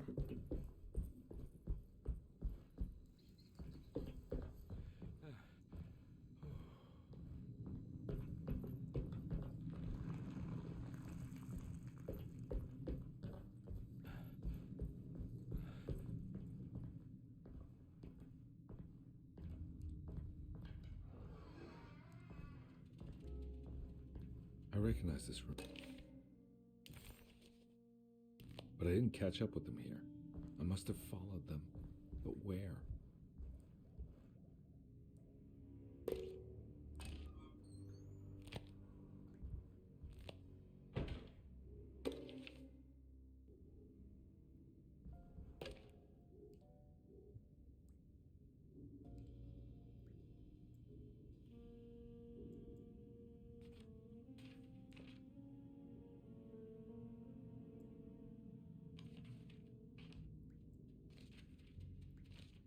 I think we might have to get...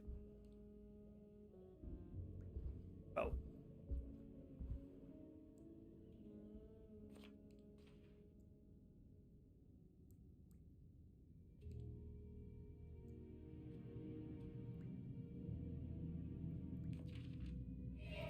That's right, he was running away, ditching his old life and marriage in New Orleans to find something better in Tallahassee. And he took his daughter with him against the will of the mother. That's why she hired me. But I stopped him.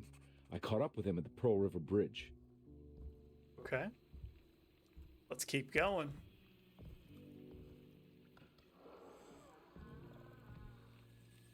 Pearl River. This is where I caught up with them. This is what the Dark Man wanted me to revisit. But I'm still not seeing it. What am I forgetting?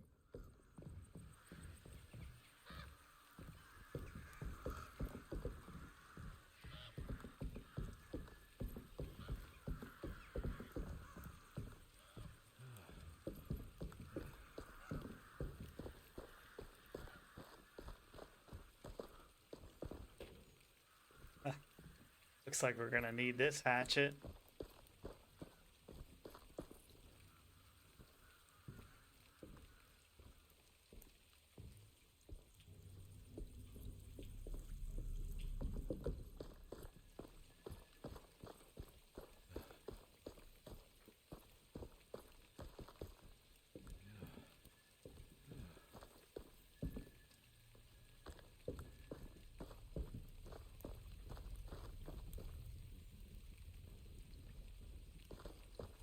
All right, we got a couple different options. I think that might be the right way to go. Let's just run over here real quick.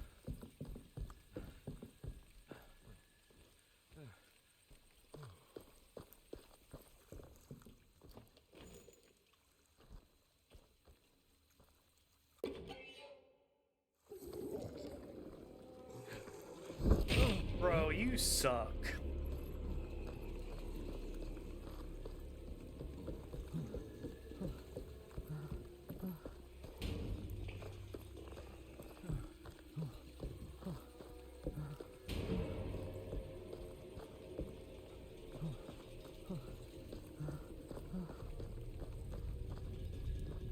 I can't go that way.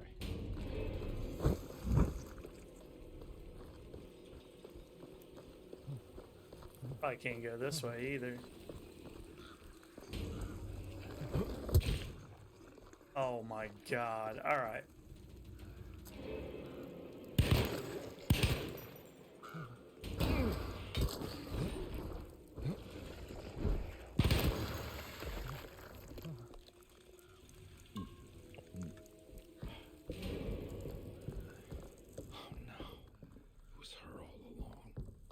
Oh shit. Dang it.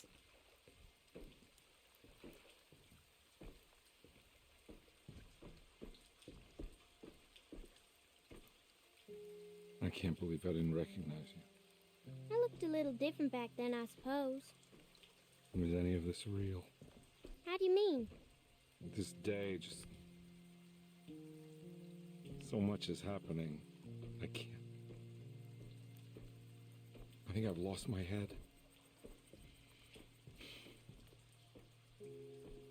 Do you need me to apologize?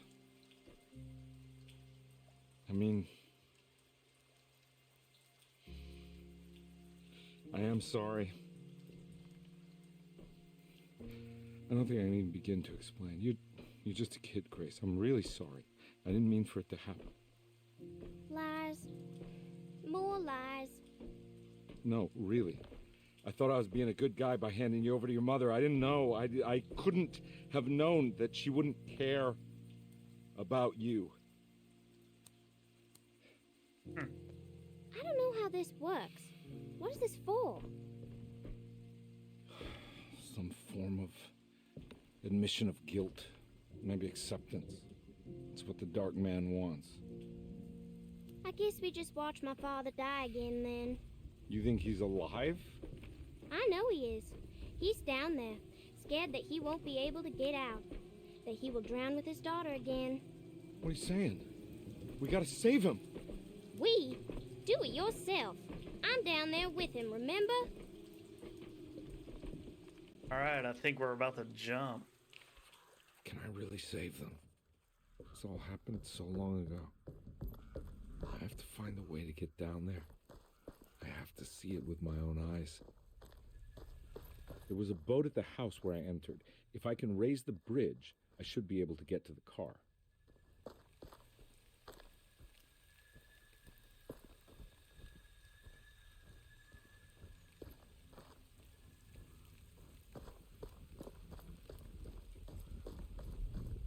I can't go that way.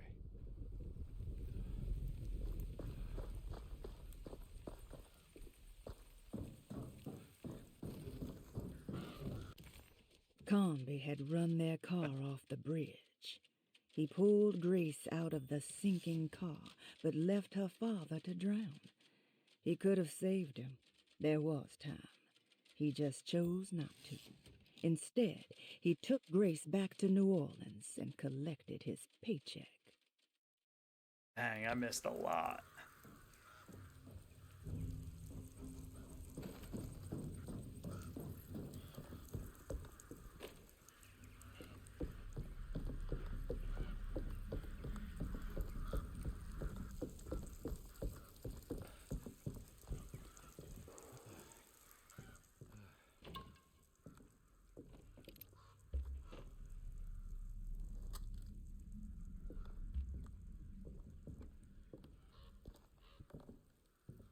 This must be where the bridge is operated.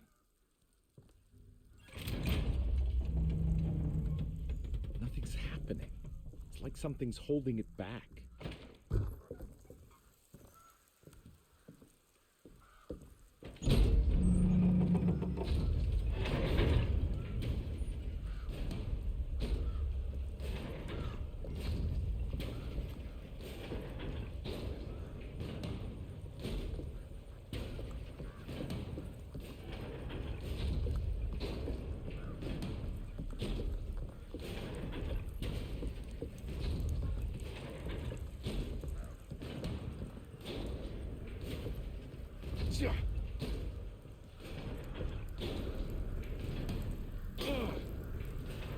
I supposed to do?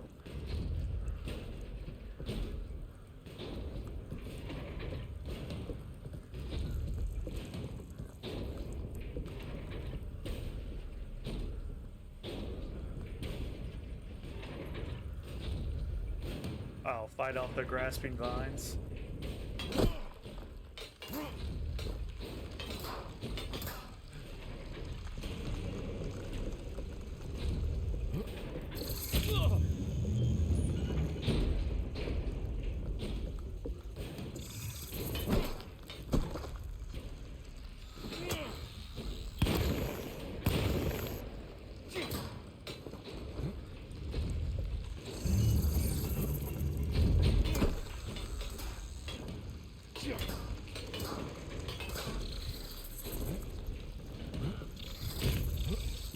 There we go. Should be able to pilot the boat. You suck. That was so stupid, man. Come on.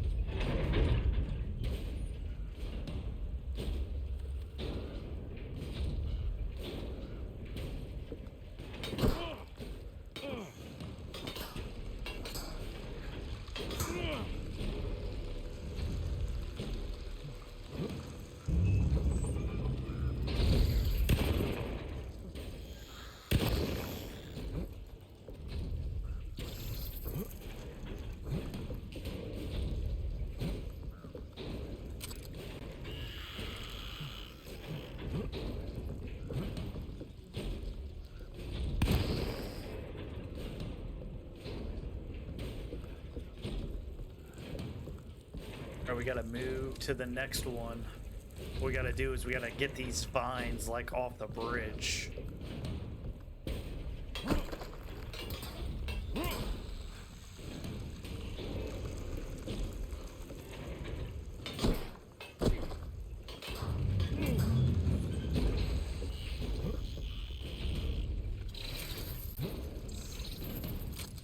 There we go. We should be able to pilot the boat.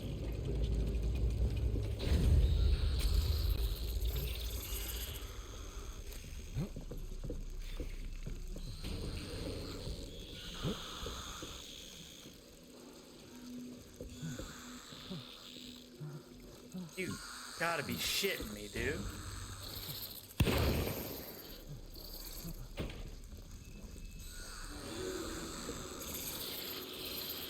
Oh, you bastard. I didn't know one of them snuck in here.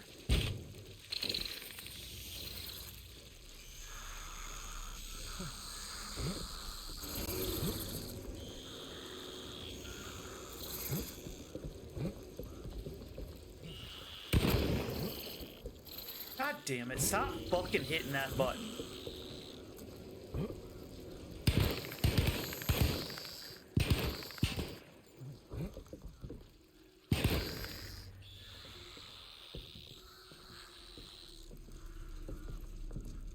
Jesus, man. We just wasted like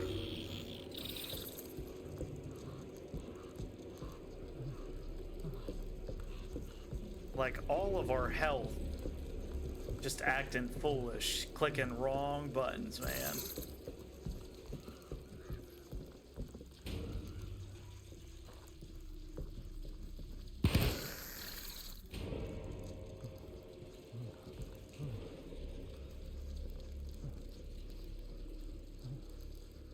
Guess we can't do that.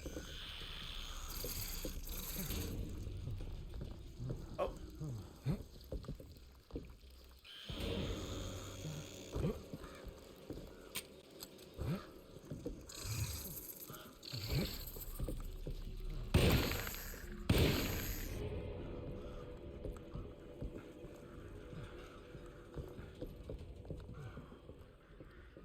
Okay.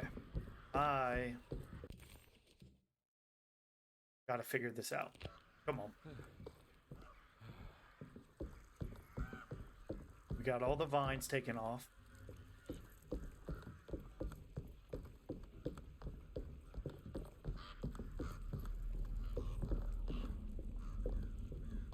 Where the heck do we go from here?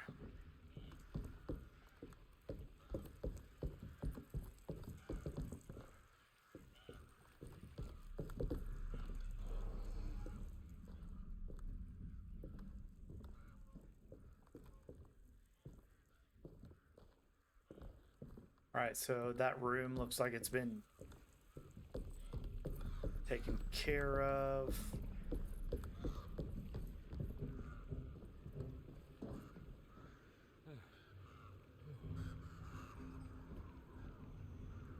Pilot the boat by the house to the sinking car. Okay.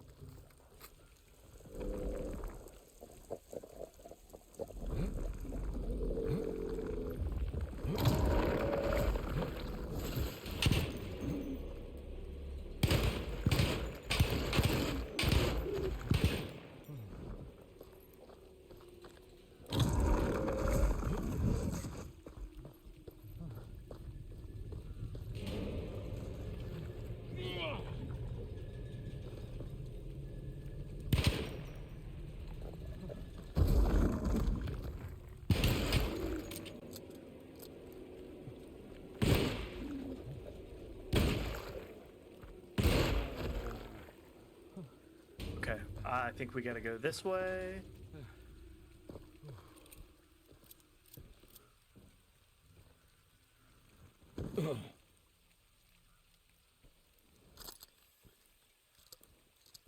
Where's the boat at? Right there.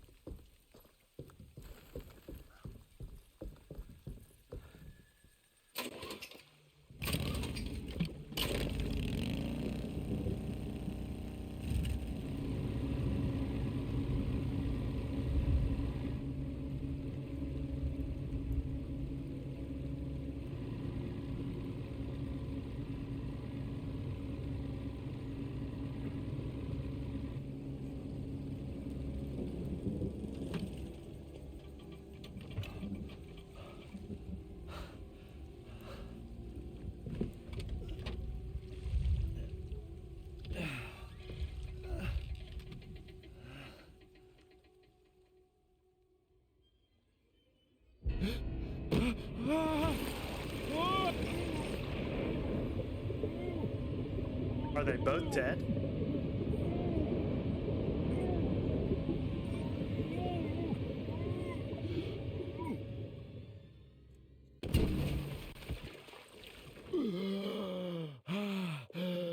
My God, Carnby. Are you okay? Don't leave me alone. What the hell have you been doing? What's going on here? Look at this mess! I'm sorry, Mrs. Thompson. Don't make me kick you out of this house. Now get out!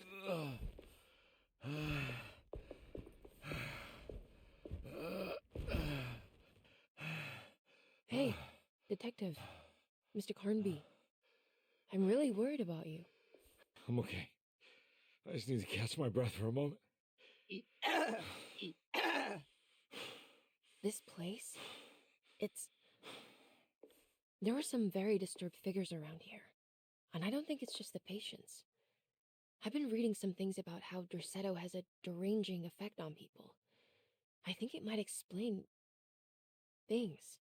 What? Just take it easy, okay? I'm gonna go find a way into Dr. Gray's apartment. I want to know what he's hiding. Emily, don't worry. I think I'm close. I'm gonna set everything right. Just be careful. Yeah, be careful. We don't know how to be careful. Okay, so definitely uncovered a little bit of that backstory, which was nice. Because it's finally, like, helping us understand this game a little bit more. Has paid Dr. Gray a visit in his apartment.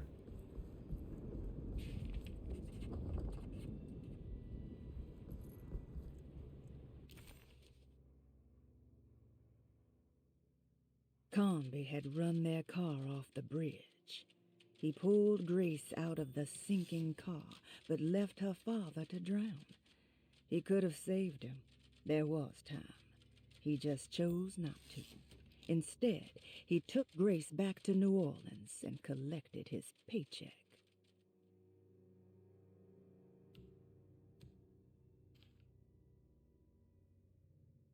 All right, well, there it was, right?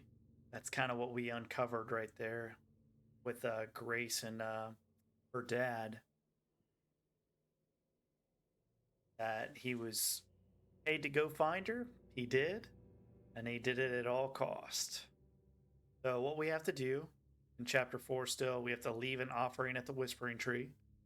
Right now, we need to go pay Dr. Gray a visit in his apartment.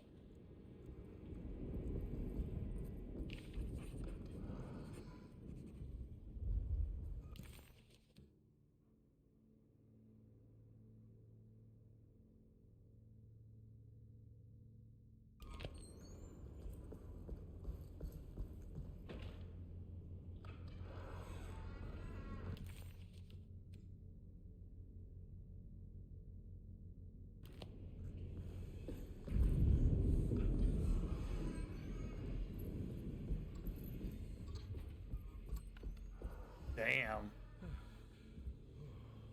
That thing just opened right up.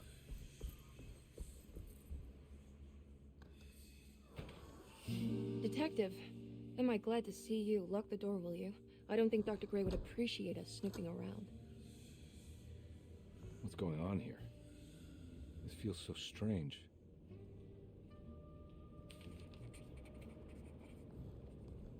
Help Emily Hartwood look for clues. You got a false book?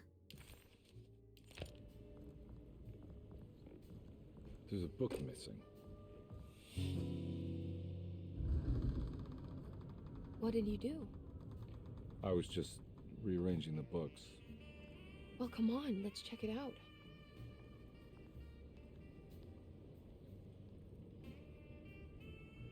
See if there's some more stuff over here. Come on, don't. Hey.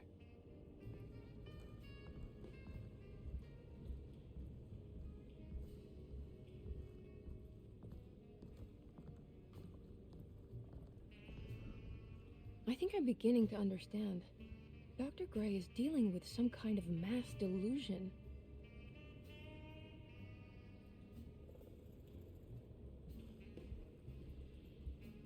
That mark on the... Good to finally meet you, Mr. Hartwood. I'm here on the behalf of your brother Philip. You were expecting me, weren't you? Yes. You're from Derceto, no? That's right. I just wanted to ask you a few questions to see if there is anything I can do to help you and your family. Okay. I understand you're full of imagination. You make up a lot of things. I suppose. And you obsess over them, blurring reality and fiction. Sometimes. Do you want to tell me about the Dark Man? No. No, I don't. That's all right. Perhaps there is something else you can tell me. Something you know to be made up, but you hold dear. Juan? John? Who's John? No. Juan Luis Jorge. Oh, wait there a moment. Here, take a look. Is he... Oh, he is the author. It's a magnificent book. Life-changing even. The real Juan is long dead, but I like to think of him as my friend. My most beloved friend. I see. Do you often do this? Fantasize about people you read about? No. Well, there is Jacob. Who is Jacob? Turn to the last page. Oh, it's a newspaper article. The Prisoner of Ice, Jacob van Ostad. Is he also your beloved friend? Oh, no, Doctor. Not at all. He is the fire that fights fire. Yes, I think it's clear your overstimulated imagination, this mania, needs to be tempered for you to live a normal life. I know your family calls it the Hartwood curse, but I want you to know that there is nothing supernatural about your condition. It's all inside your head. And with that, I'm very qualified to deal with. In time, you will be cured. In time. Yes, in time we will exorcise all your demons, all the dark men. Please, Mr. Hartwood, calm yourself. What happened? Oh, don't you worry your little head about it, Miss Hartwood. Your uncle and I just had our first breakthrough. Oh, okay. Or it looks like talisman positions, but from which direction should I look at it?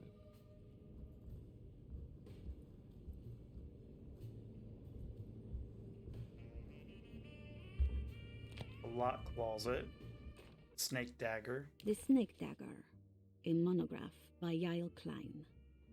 In Ludwig Prin's book on pagan rituals called The Mystery of the Grave, as translated by Nicholas Vachy, there are several references to a sacrificial dagger called the Snake Dagger. Which we have. It has long been thought of as a poor translation of the original text, that it would be more appropriate with worm dagger from the Latin vermis cultrum. This seems natural following the recent consensus that the original title of Prin's book, De Vermis Mysteris, should literally translate to the mystery of the worm. However, this would take away from Vachy's great effort at translating the underlying meaning of the words and revealing several cultural beliefs. While Prin certainly was using the term worm as a symbol or synecdoche for death and the dead, which is made clear by the contents of the book, in the case of the dagger, we shouldn't be too hasty to dismiss his translation. Reading through Vachy's correspondence with his patron, it appears that he had more than just the Latin text at his disposal. Vachy had dug up Prin's living relatives and uncovered several cross-referenced historical texts and an actual snake dagger. The dagger was dated to the early Middle Kingdom of Egypt and had such a clear shape of a wave that Vachy considered calling it the sinusoidal blade. Knowing the full story, it seems prudent that he chose to translate it as snake and not worm. There are several reasons why this choice of word helps us understand the pagans that Prin's book attempts to describe. The symbolic value of the shape becomes more apparent when reading about the use for the dagger. In the passage of possession and exorcism, we find the snake dagger poisons the poisoner within the victim and is therefore pacified. Where the literal text would tell us that the worm dagger trumps the demon possessing the victim, it tells us nothing of their reasoning, only that somehow this dagger wins against the demon, like it had the better hand in poker. Vachy's translation allows us to follow the underlying logic to the ritual magic that is being performed. Poison the poisoner sounds like fighting fire with fire. That to hurt the demon possessing its victim, the priests would have to fight back with a power that is known to the evil they are fighting. The snake dagger is therefore not only a good way to describe its form, but it also helps us understand how it could be thought of as a useful tool for exorcism. Finally, it also helps us understand their relationship to lunacy, that it was thought of as something poisoning the mind rather than controlling it. What is also interesting to note is that the possessed are always considered poisoned in their head and not their heart. The snake dagger always went to the eye of the possessed, leaving them partially blind, if they had the good luck to survive. Okay.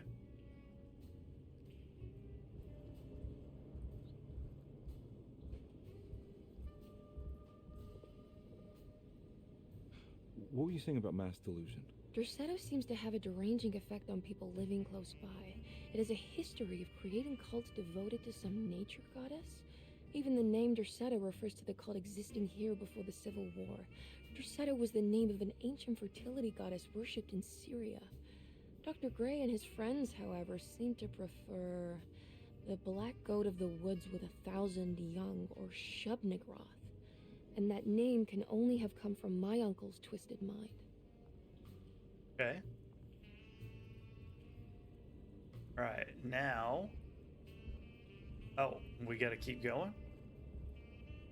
You think all of them are in this cult business? Even Jeremy?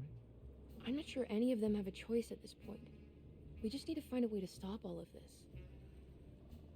Okay.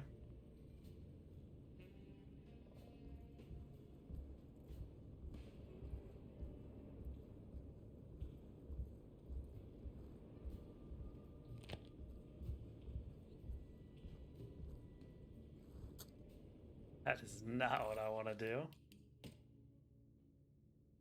Detective. Oh. Sorry, let's read this. Detective Carnby felt removed from himself, like driving drunk. He carefully tried to navigate his environment. What the hell was going on? Was he finally losing his mind? At least Emily was here to call the police if he went off the deep end. Okay.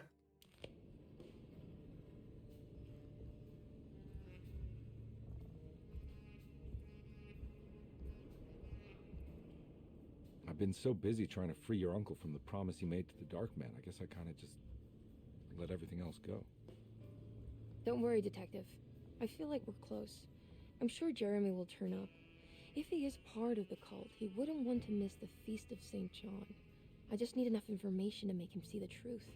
I hope you're right, but I doubt he'll show up. Not as long as the Dark Man's got him hiding.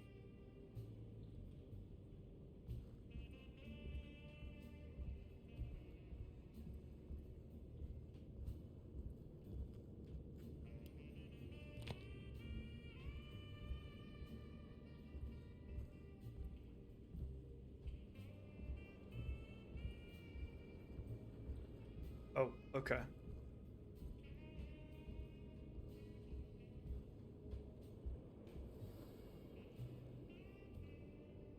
Huh. Has that been there this whole time?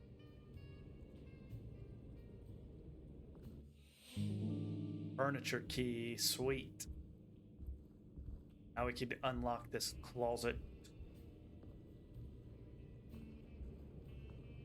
Oh my god. Jesus, would you stop?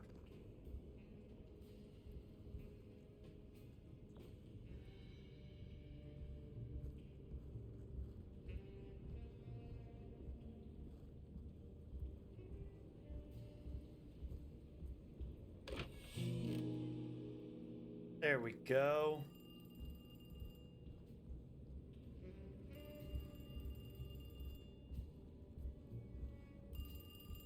Well, where's the phone at?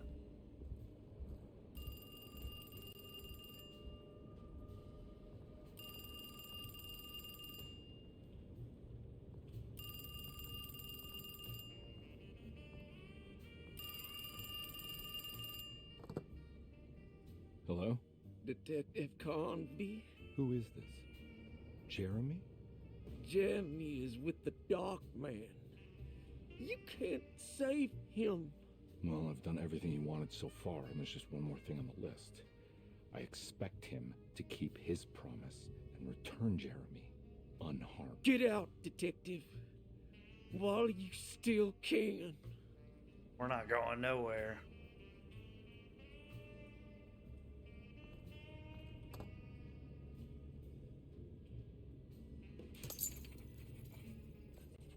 Investigate the broken clock.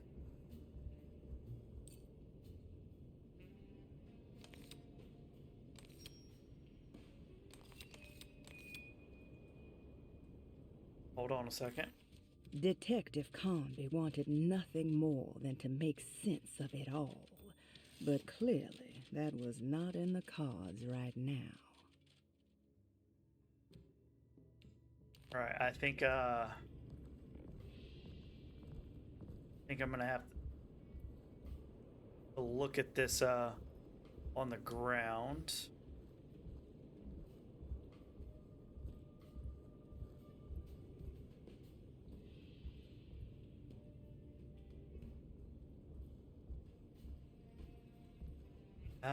Maybe not.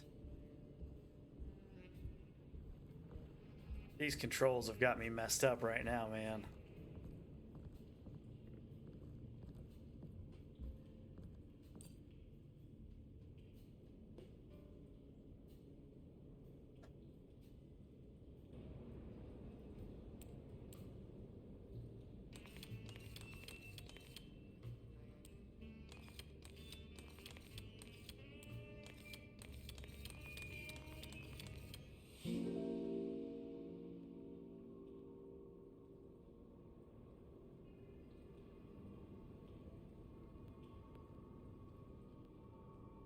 Okay.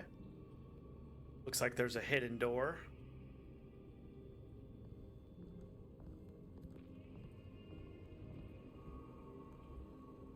You okay? You look a little frazzled. Just stupid telephone. I know. I tried calling the police earlier. The telephone is completely dead. It's not... Yeah, no, the telephone isn't working.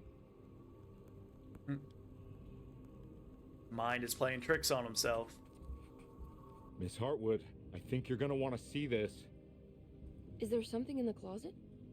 Yeah, there is. You don't see the very obvious gate leading to whatever Jeremy's madness is serving up next? I don't understand. Are you making some kind of fashion metaphor? I'm sorry, I don't have time for this. Can you just tell me what you're doing?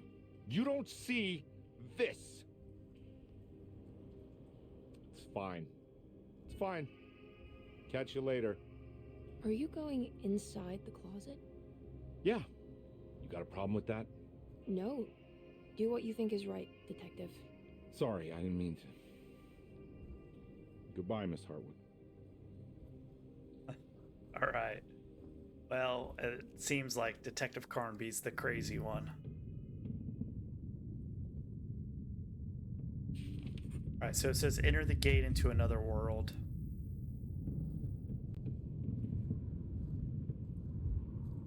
You know, so one thing I've been thinking about with this game is you have the option to play with the Miss Hartwood as well. I'm curious to know if she would be going through the same stuff or if it would have been a completely different game.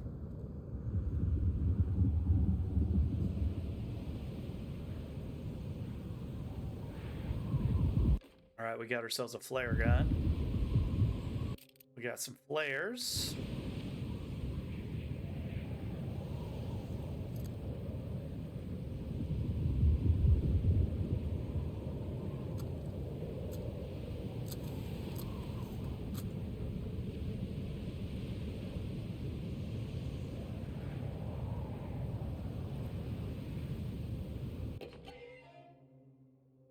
All right, we got ourselves an offering.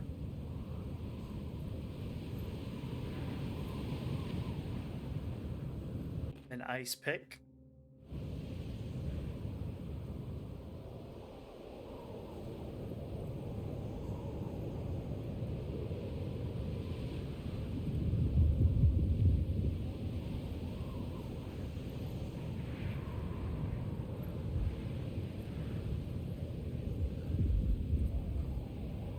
Let's keep going.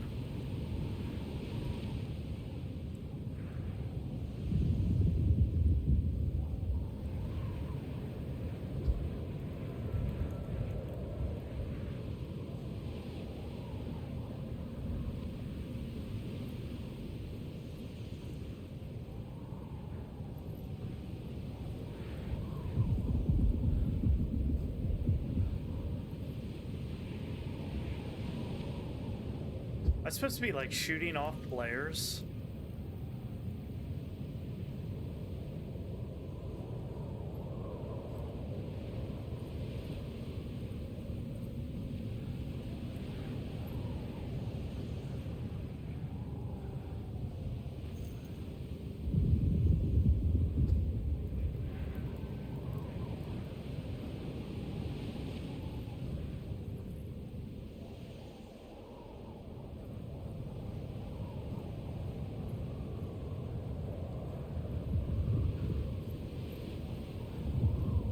Something's up there.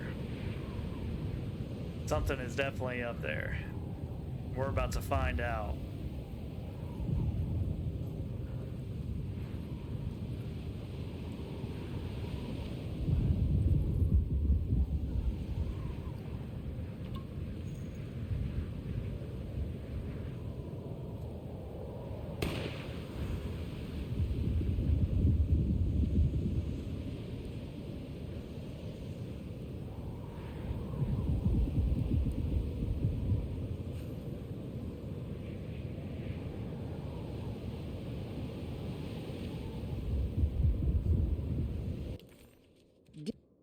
Oh, hold on a second.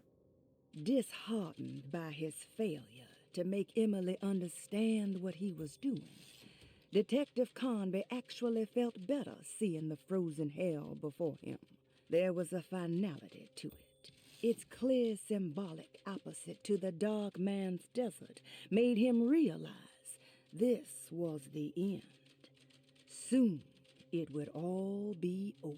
It would all be over. All right.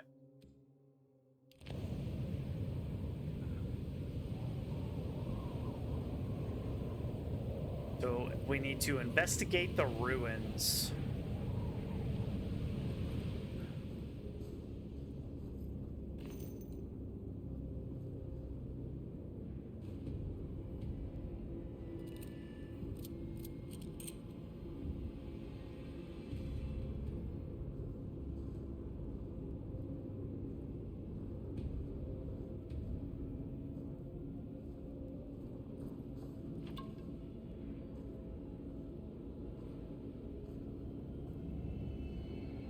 Whoever the hell this guy is. He's got boss written all over him. Hey, you! What are you doing here? What is this place? Turn back, detective. You're not wanted here. Whoa, take it easy. I'm not your enemy. Oh, you're wrong, detective. You're wrong.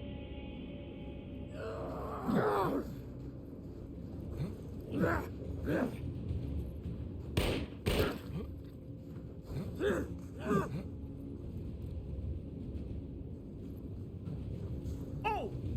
What the hell, bro? Where'd he, like, disappear from?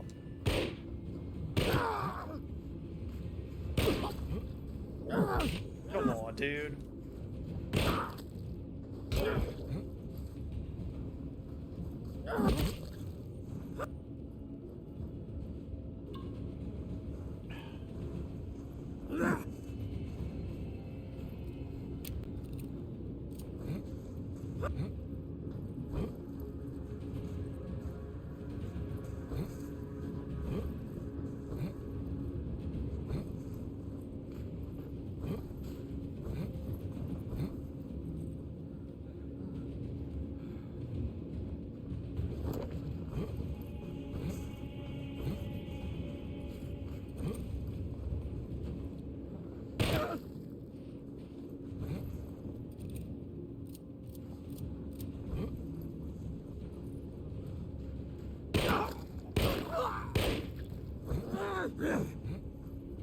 Bro, die.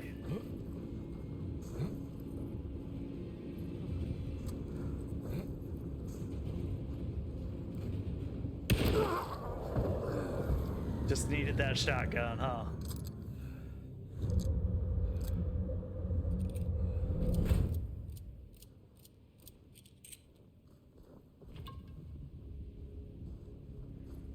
We're not gonna enter just yet. Give me 1 minute to do some investigation.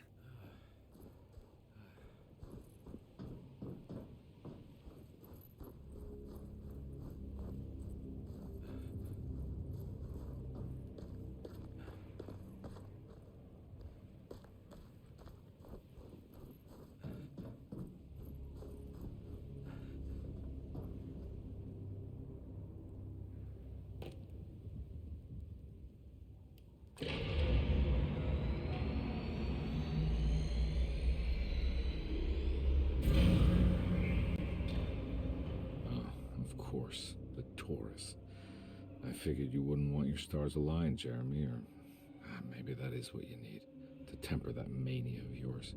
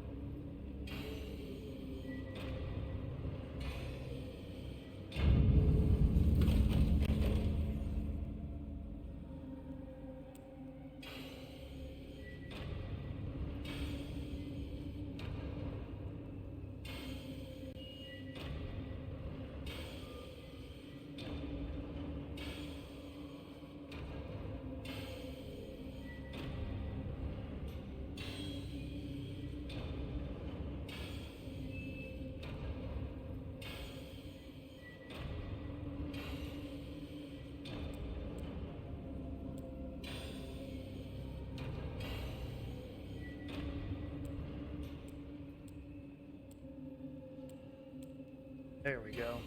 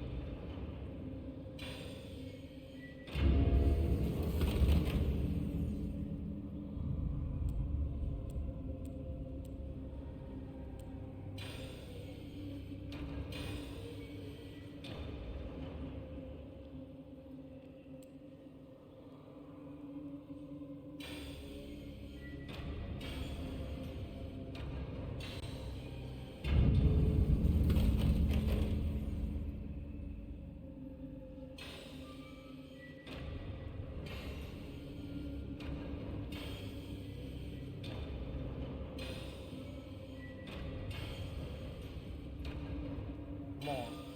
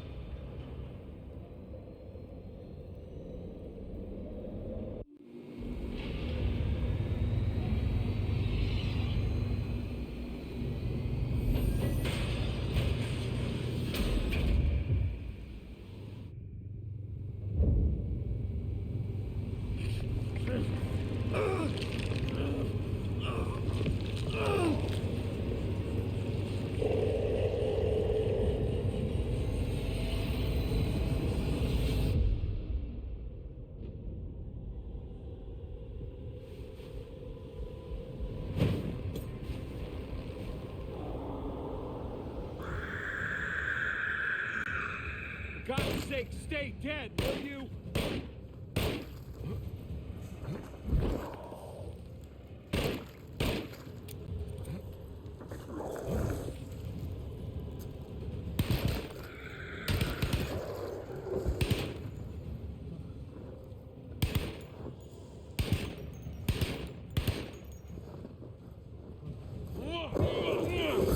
Oh, okay, we gotta stab it.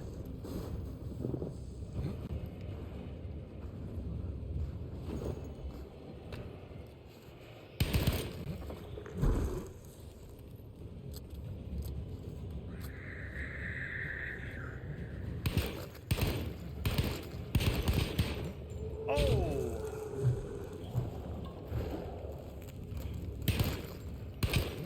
Get out of the fucking way, bro.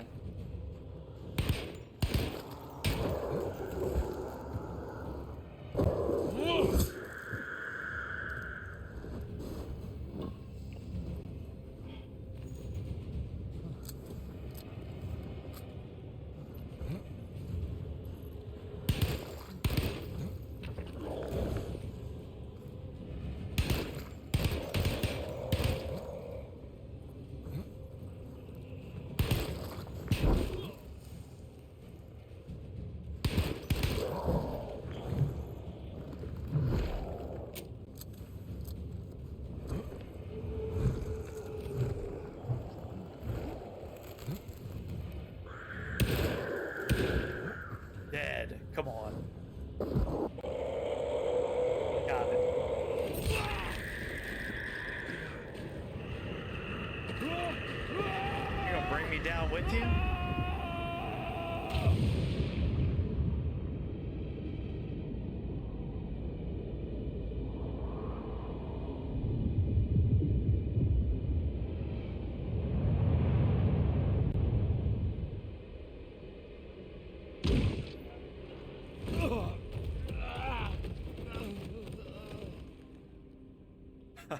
Okay.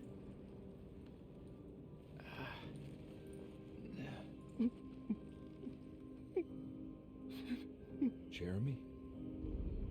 I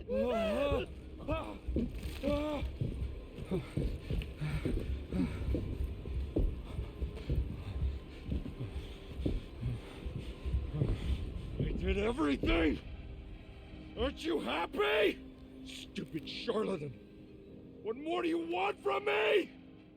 You want me to lose my mind? Oh, my Lord! Doctor! Baptiste! Quick! Jesus. What were you thinking, Carnby?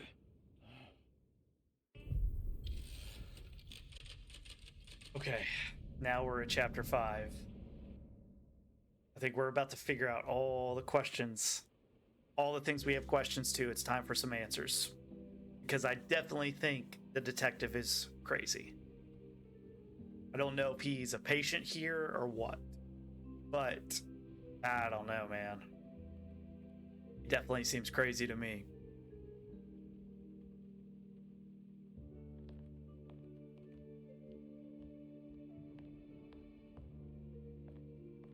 You awake? You are awake. Mr. Carnby's up. Hey, buddy. I thought you'd be knocked out for the rest of the night. Come on out and join us, will you? I'll save you some gumbo. Good to have you back. You gave us all a good scare. What happened? You had a psychological breakdown. Sorry for manhandling you, but you were being violent, you see. You stabbed Jeremy and then punched Dr. Gray. Are they okay? Jeremy's a little strange, but everything's back to normal. Really? All thanks to you, Carnby. You want to try standing up?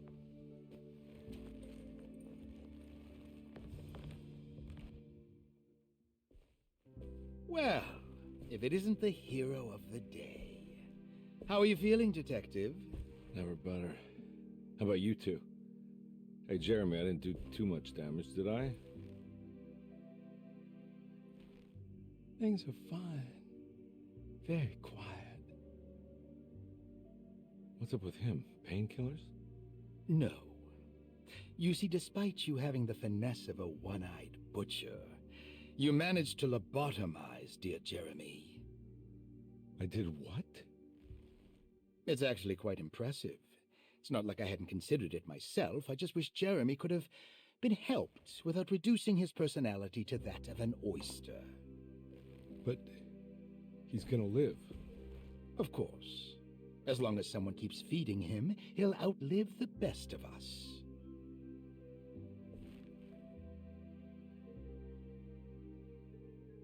Huh. Does Emily know about Jeremy's condition? Yes. She seems to be handling it quite well under the circumstances. Okay, let's Everything was back to normal. Did any of it really happen? What had Carnby actually been doing all night? So it says chapter 5 is to go back to New Orleans with Jeremy and Emily Hartwood.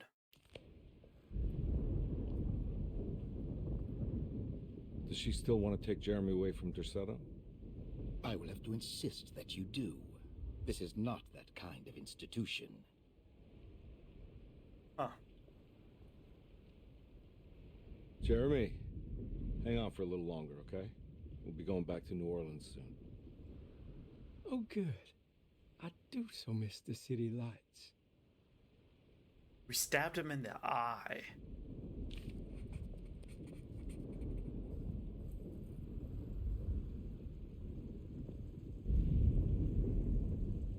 Good to see you back on your feet, Detective. Have some gumbo.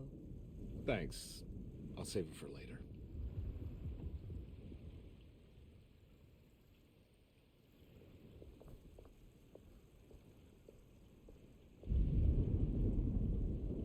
What are you looking for? Just keeping an eye out for the storm. Radio says it could be a wild one.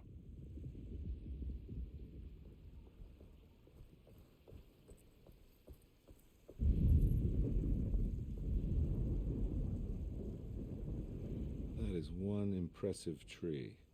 More impressive than you could ever imagine.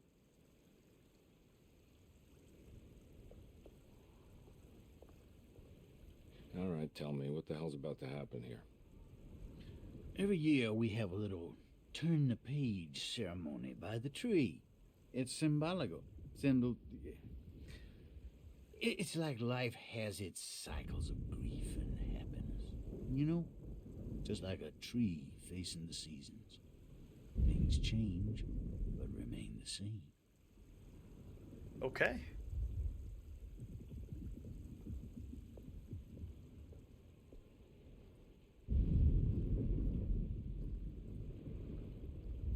Hey, kid. What are you up to? Preparing for the ceremony. I don't want to disappoint Mother.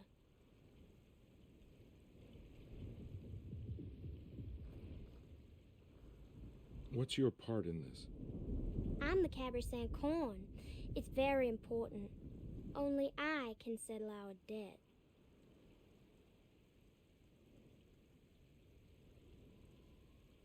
You know, I had my doubts, but you are in the right place, Grace. I think you might be right. For once. Okay.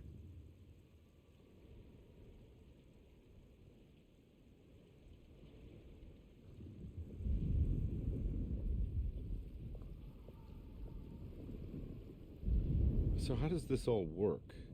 You dance around chanting? For the ritual, I mean?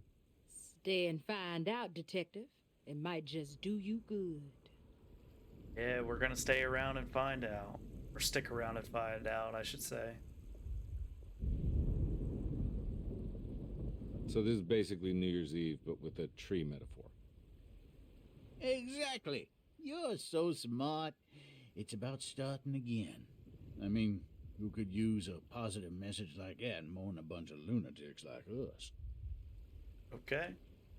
Well, let's get into it then.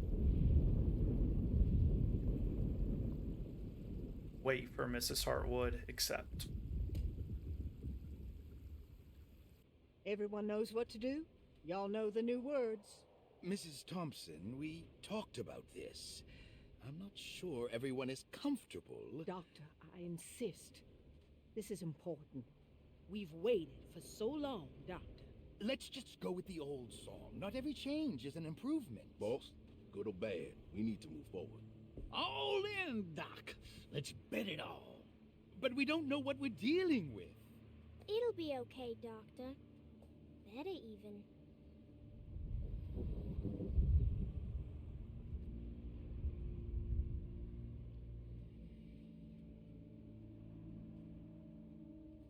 Oh, there are praises in abundance to the black goat of the woods. Hear us, Mother. Take pity on us. Take pity on us. Ever Hear there us, praises Mother, and praises abundance and to abundance the black goat of take the pity woods. on us. Hear us, Mother, and take pity on us. Take pity on us. Mother, and take pity. Ever there praises and abundance to the black goat of the woods. Hear us, Mother, and take pity on us.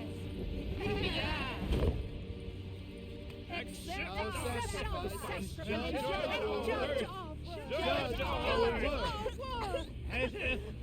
Stop! Are you crazy? This here's what needs to happen, Carnby.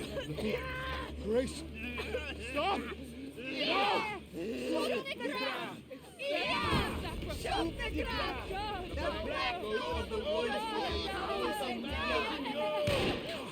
the ground! Stop Detective, get my uncle out of here! Jeremy, come with me! Get over here! Jeremy, come with me! Jeremy, come here! No! There has to be a sacrifice! We're doomed! What the hell?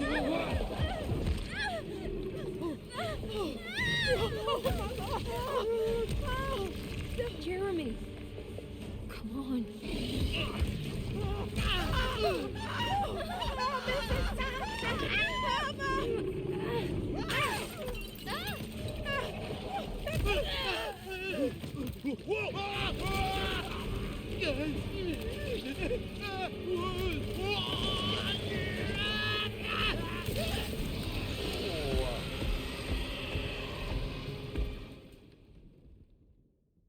What the hell is this game?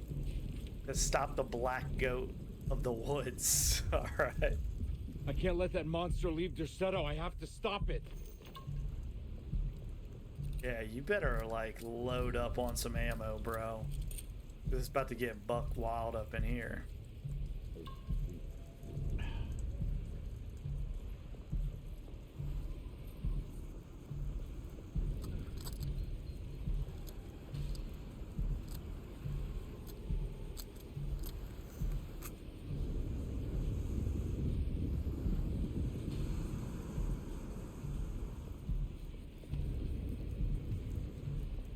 How do you get out of here?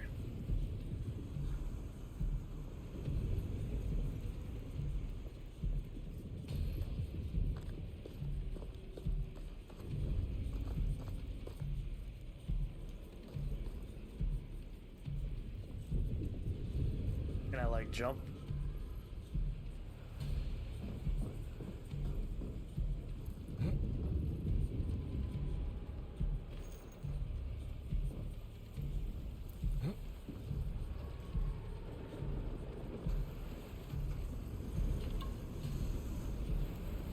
Oh, this is going to be interesting, to say the least.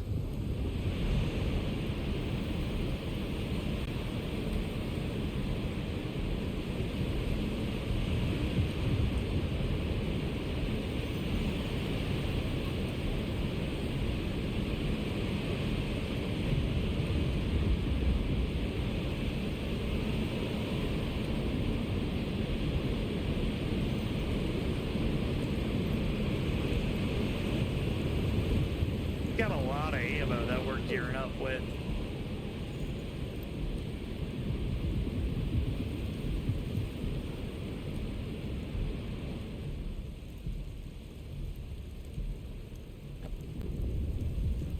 Oh shit. Here we go. Let's fight this crazy looking thing.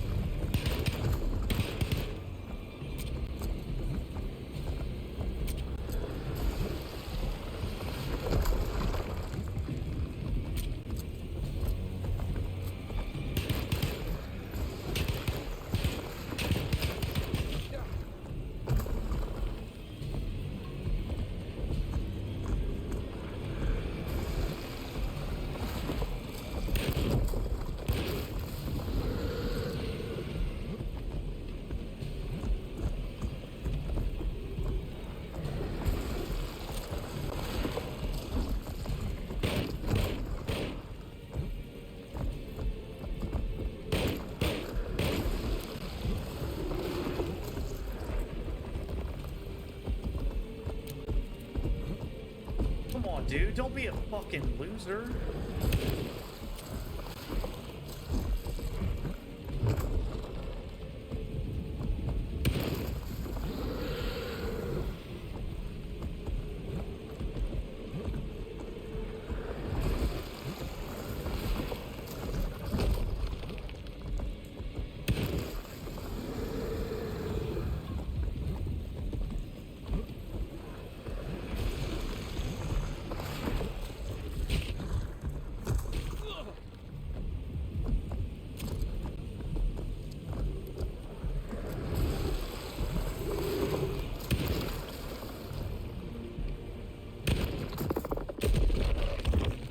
I just die?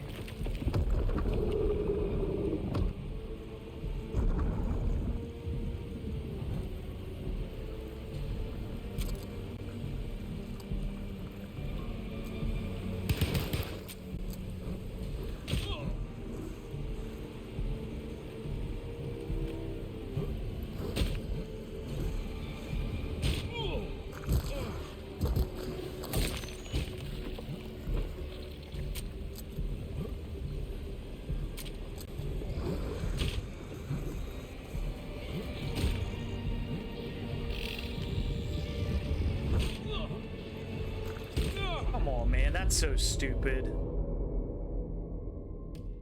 That's stupid. You're gonna do me dirty like that. You fucking suck.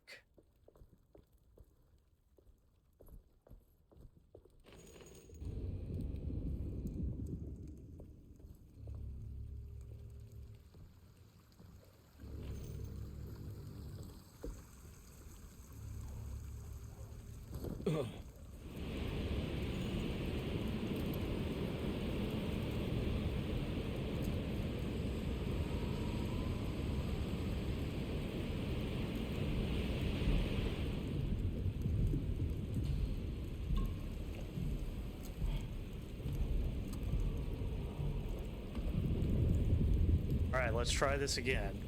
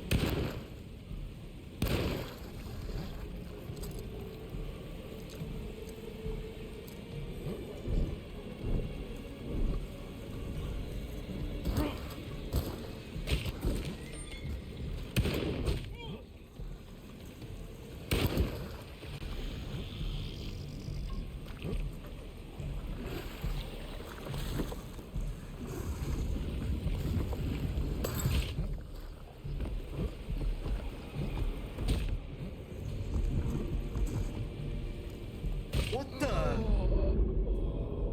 Fuck you, dude.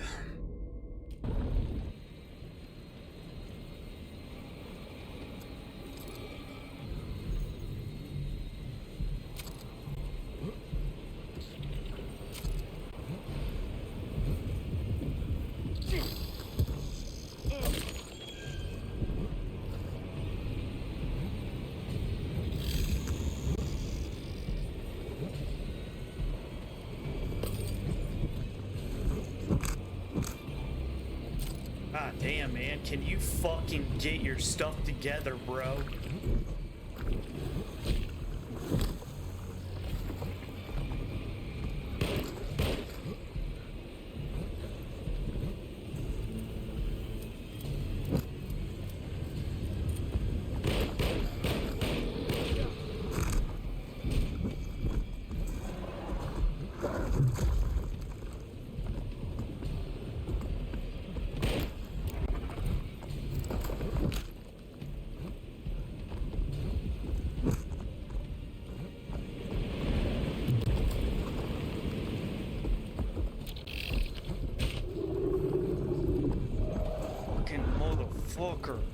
this game is pissing me off.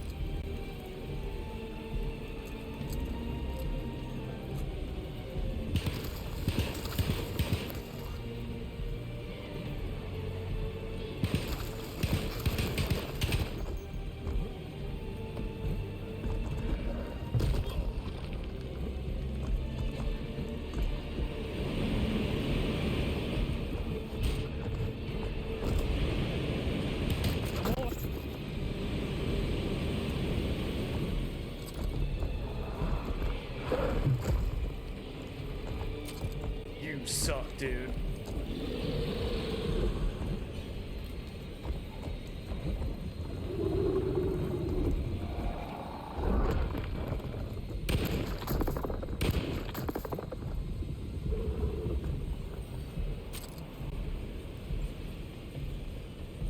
Come on, hurry up.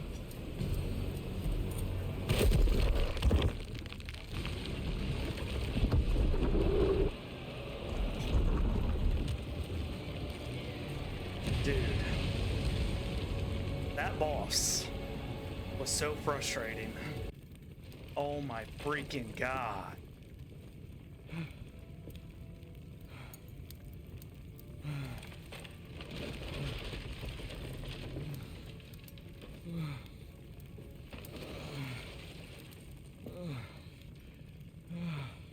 Detective, Oh, what the hell was that? I tried to tell you. There was so much evidence. Their devotion to the black goat was like nothing I've ever seen before. I felt so dumb believing any of it, but I'm glad I did. Are you okay? Everything is out of order. This isn't the way the story goes. I shouldn't be alive. Yeah. Oh, you're welcome, buddy. How are you doing, sweetie? I kinda like it. You ruined everything, but I'm not mad.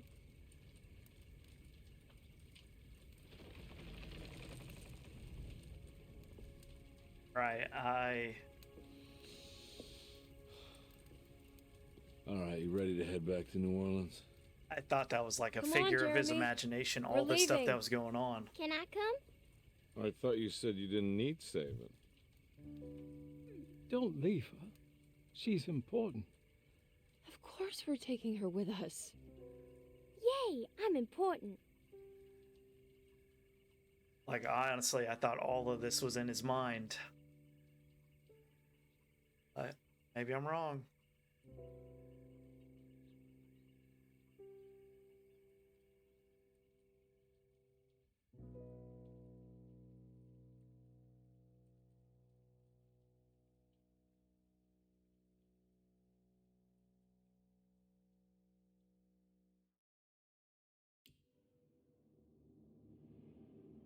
Okay, well, it's the game. Yeah. Definitely an interesting game to say the least. This is the game that started like the Resident Evil franchises too, so it was definitely a fun game to play. Storyline was okay. You know, we probably had about a good 8-9 hours into this game, but you know, I definitely like the characters. I like how there was some familiarity with the characters too. But yeah, it definitely ended a weird way. I figured there'd be a little bit more closure, but I guess not. It is what it is, right? Let's go ahead and hit back. Okay. So you can play with all the weapons unlocked, deadlier combat, and some new surprises. And starting a new game. Okay. That's cool. All right. Well, we did chapter 5, the end. This game is over. Yeah, we played for 8 hours and 36 minutes. Cool. But that was it. I do hope you guys enjoyed this series. Listen, if there's anything I missed, feel free to let me know. It would be much appreciated. I feel like I played the game pretty good. I'm interested to see what the story would look like if we played as the female character. Maybe we come back and play it again. Honestly, I don't know. I don't know if this game is worth another playthrough. But that is it, everyone. I appreciate you guys so much for watching. I hope you've enjoyed. We'll be back soon. Until next time.